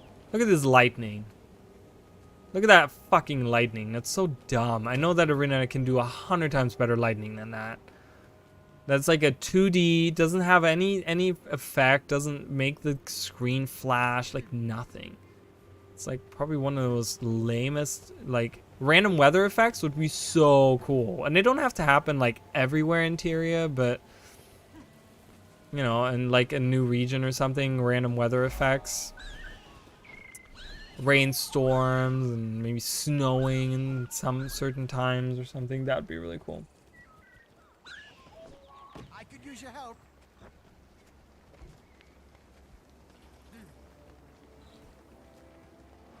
I mean, I don't know. They just put out that post, you know. I gotta say that, like, you know, you gotta give them some time to really oh yeah, I gotta do the cannon thing. Ugh, I always hate this stuff. Choo. Oh, okay. Gotta shoot a little bit higher. You know, so you gotta give them a little bit of time. They just posted it. And I'm sure that given some time that they'll be able to do, hopefully, you know, given the benefit of the doubt, that they will be doing the right thing to you know, really keep up and keep their word and do the things they said they would. Oh my god, it's way too high. Let's do it right here. Yay, we got it. Nice. All right, cool. A blue moa. Do we have one? No, I don't. Yay, another animal. I mean, I don't know. How do they get to 38? Like, that's so much. That's so much damage. But again, that's like in a perfect scenario and stuff. And, you know, I'm going to be honest, like, placing those wells perfectly, like, I don't know. Like, an action camera is not that easy. Jump around a lot. Because it's really hard to, like, perfectly place them at your feet. So, maybe I should do, like, snap to target. But do I have that on? I think I had. Don't I have that on? Snap to target. Yeah, I do. They just behave differently. The wells behave a little bit differently than others. I've noticed, anyways. I've noticed that they don't quite work the same way as other placed AoEs. At least for the action camera ones. Thank you so much. Yeah, I'll be leaving here in like 19 minutes anyway, so you won't miss much. Thank you so much for all the discussion. I really appreciate it. Yeah, they shouldn't be balanced around that. I agree. So, yeah, thank you so much for coming by. And yeah, I'll only be going. I'll be going on to midnight, and then we'll be done here anyways. There's no way I'm gonna get this map done, but I want to get a little bit of it done. So, but yeah. Hey, welcome Raiders. Hi. Hello. Hello everyone. Welcome. I'm really thirsty right now. Just for all the ones that are just joining, I'm thirsty. I don't have any more water. Oh, not much. Welcome, welcome. We're just doing I'm doing a challenge run. So in this challenge run, I'm using a pet only, no weapon skills, no mounts, no waypointing unless I die, and then it's only the closest waypoint. And we're doing map completion, 100% map completion on Corteria. And we're doing pretty good. I just finished up, we just finished up Frost Gorge. And now I'm just pretty much doing zigzagging down here till the end. To the end of those, and then I'm doing the cities at the end, so. But yeah. Oh, well, we were just talking about, I have, how many hours did I say, guys? I have 8,000 hours in the game, so It's at the point where I've played through the game probably close to like 100, if not 200 times. Just like leveling and you know, leveling let's say leveling characters to 80. I've probably done like close to 200. I'm like, at this point, I want to come up with something new, you know, come up with something new and fresh. But welcome to the game. I just unlocked Druid and got my full healing set. Nice. You know, healing Druid was something that I've always wanted to do, and then I don't know, I don't like it. I never did it really after. I did a couple of runs with it, but I don't know. It's always something that I always wanted, but. And it's really fun. Like, Celestial Avatar is actually really cool. It's really fun to use, so.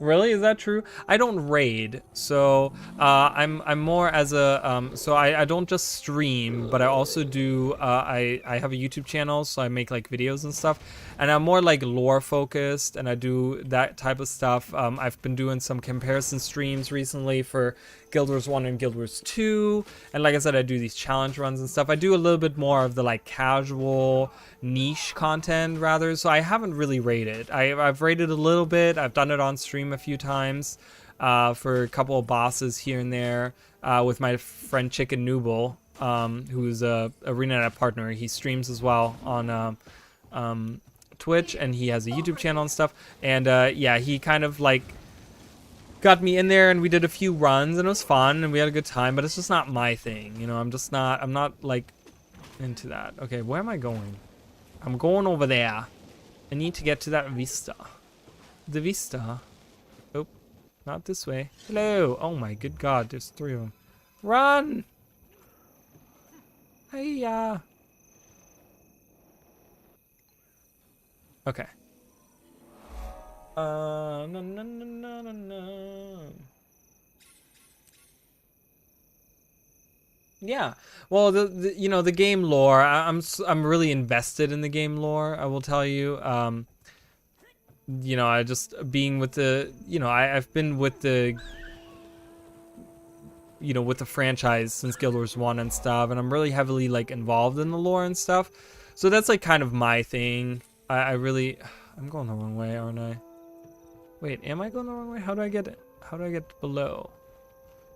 From up there. How do I get up? Up here? Oh yeah, there it is. Okay, cool. So I really, you know, there's so much.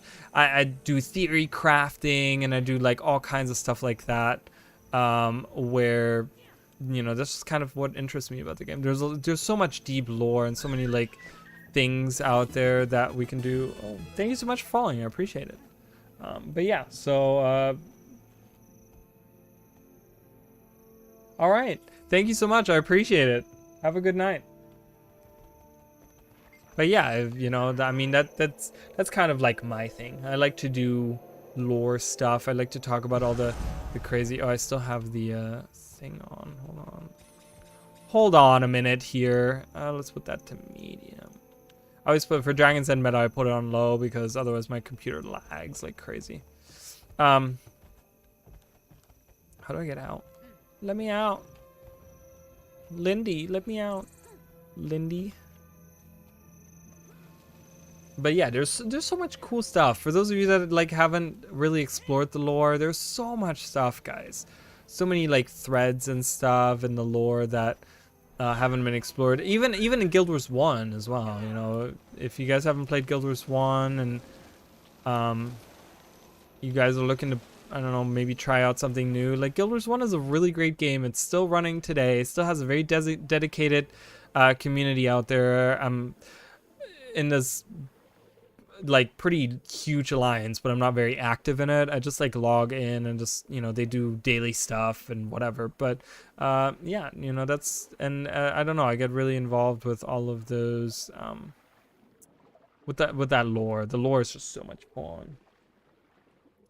You know, it's super fun. All right, I don't think we're gonna get this map done because I'm gonna be leaving here in a minute as well, guys.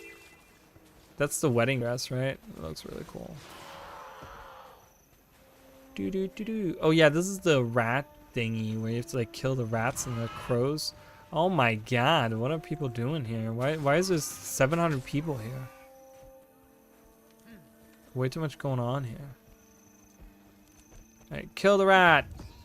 Oh my god. Alright, so for this challenge run, I'm not allowed to use skills. The only thing I'm allowed to use is the E button. To like interact, well, which is the F key for everyone else. I have it on my E, because I'm a noob. But yeah, so my F key, my E key, my F key, whatever, is usable. I can use that. Well, I'm all smelly. I have flies around me. Ew, so gross. Am I... Oh, I have the mysterious plague. So for those of you that are interested in the rules. So no weapon skills, only my pet can attack, but I do have to do 100% map completion. I can't just hop between maps. The only time I get to teleport is if I finish the map. I can teleport somewhere. Other than that, I can't use waypoints or anything like that. No mounts. Yeah. And no weapon skills. I do have my trades already set up. We can do a quick look here.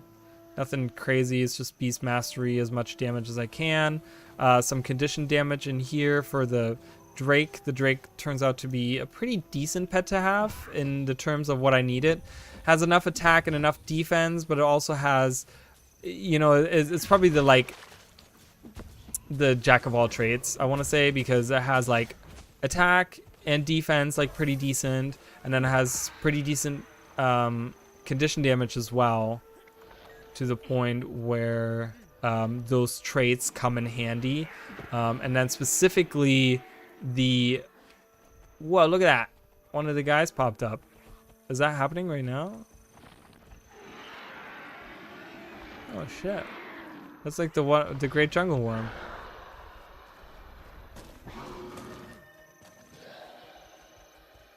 And he leaves. What? That's so weird. Was he supposed to be up? I don't know. That was weird. I forgot what I was saying. Oh yeah, so he so specifically the what is this? What is this called? What is this one?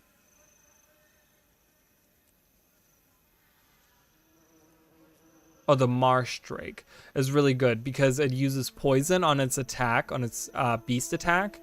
And oh, why am I not getting? Oh, okay. Apparently, stomping rats on the other side of those tents doesn't count. They have to see me stomp them. Works really well because you have that. You have Poison Master, Refined Toxins, and then some expertise in here, so it kind of works a lot with poison damage here in the wilderness survival. So I've kind of tried to build as much synergy as I could, and this is the best pet to do it. Like my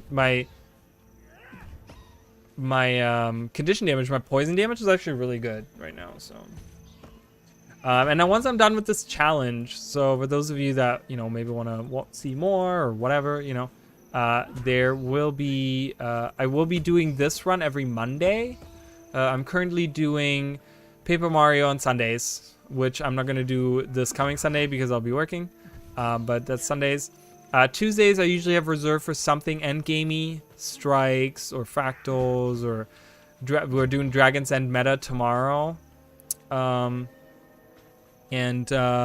so we'll be doing this every run every Monday. And once I'm finished with the map completion of Corteria, we'll be going to End of Dragons. And I'll be learning the Untamed as we go along, and we're going to have the same roles. I have to complete all 4 maps using no weapons. I will be able to use the Untamed. I'll have to level it as we go. Also, equipment like armor and stuff, I'm not allowed to like just buy off the TP. So whatever I find or whatever I collect or whatever what I can buy hard vendor stuff. Hard vendor stuff is always fine, but no actual like buying armor and stuff from TP or crafting it even. Oh, I forgot that. Let's go get that. Don't forget that. So if you guys like to see that, you can go ahead and follow me. And I'm also, like I said, on YouTube. If you guys are interested in some, I just talked about it. Like I made it like a cool animal Easter egg video. Like, that was pretty cool. And I'm playing my second one, part 2, because people really liked the first one, and I'm going to do another one. So, and I do lore stuff. I do, you know, talk a little bit about the gods here and there. I had a couple of theories about the gods and the Scepter of Or, or one theory about the gods and the Scepter of Or.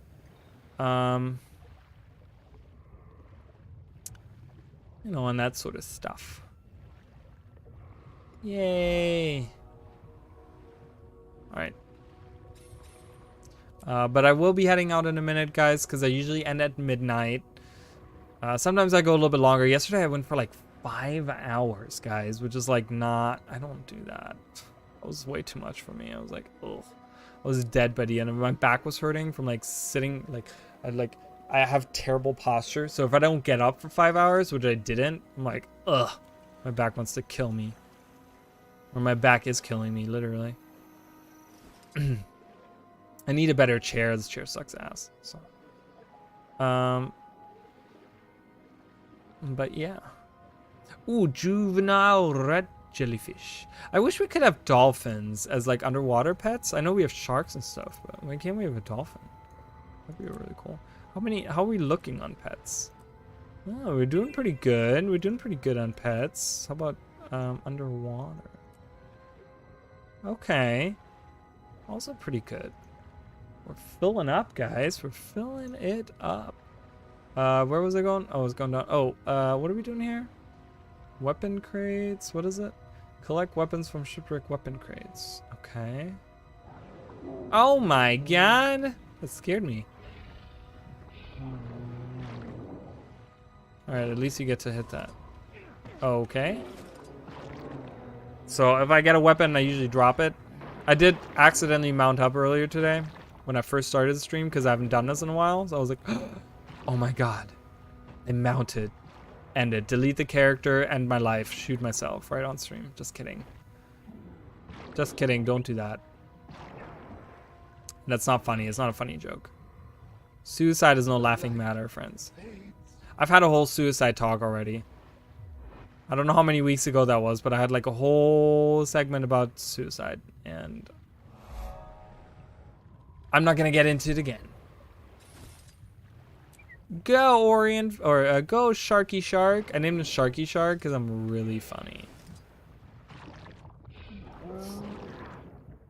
What are these fish supposed to be? We don't actually get to see them.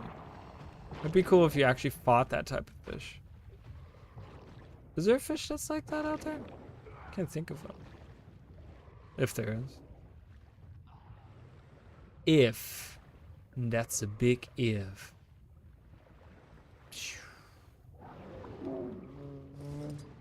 That's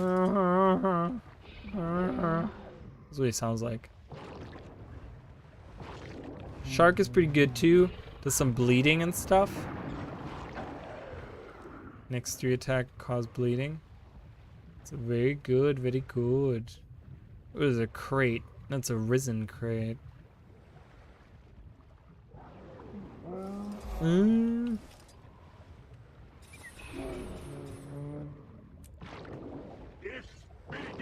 No, okay, we've already done this hard, so let's escape. Escape. Alright, let's go up here. Da-da-da-da. Food up. Power in the banner. So they're doing... I'm on this map, and they're doing the thing, and I'm not doing the thing, so... I wouldn't be much help, and it would be kind of annoying for me to be there. If you're here for the meta, please join a commander so we can get a head count. Karina Warm Waters. Let's just talk to her so we can get some... so we know where some of the hearts are. Alright, let's go up here.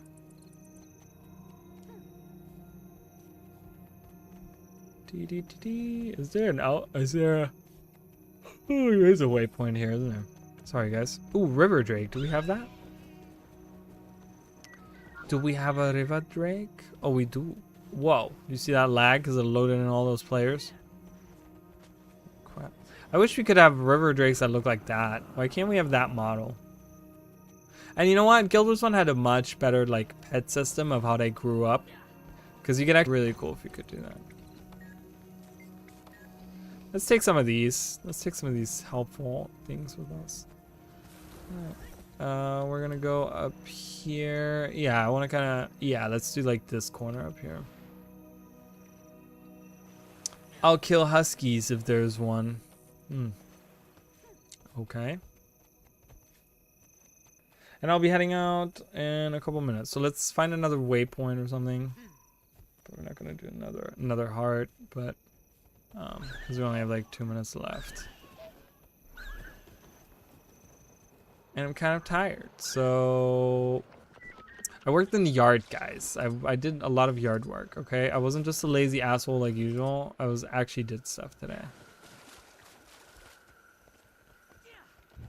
And Legend of Dragoon, guys. I'm doing a Legend of Dragoon playthrough, and those episodes should start soon again. I had to take take a little time off for personal reasons. Is that okay? How do I get in there?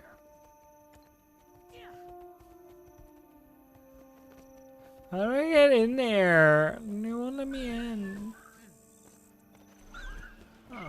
But yeah, so those episodes, if you guys enjoy that game, that's an old PlayStation 1 game. It's like a Final Fantasy type of game, RPG. I'm doing a playthrough on my YouTube channel, so if you guys are interested in that, that is still ongoing. I have not abandoned that. Okay, how the hell do I get in there? Is it under sea? Is it underwater? Under sea? Under the sea. Yes, it is. Through that hole right there. Through that hole right there. Ew, it's a Hylek village. That's the perfect time to stop. It's noon, or it's noon. It's midnight. Thank you guys so much for today. Today was super fun. I had a great time with all of you guys discussing, you know, everything. And yeah, I'll be back tomorrow. We'll be doing some Dragon's End. I will show you guys how horrible my luck is and how much I have not, you know, I'm at 22 tries or something and I still haven't finished it. So I still haven't succeeded at it. So yeah, I'll be doing that tomorrow, 9:30 Eastern Standard Time. I'll be here.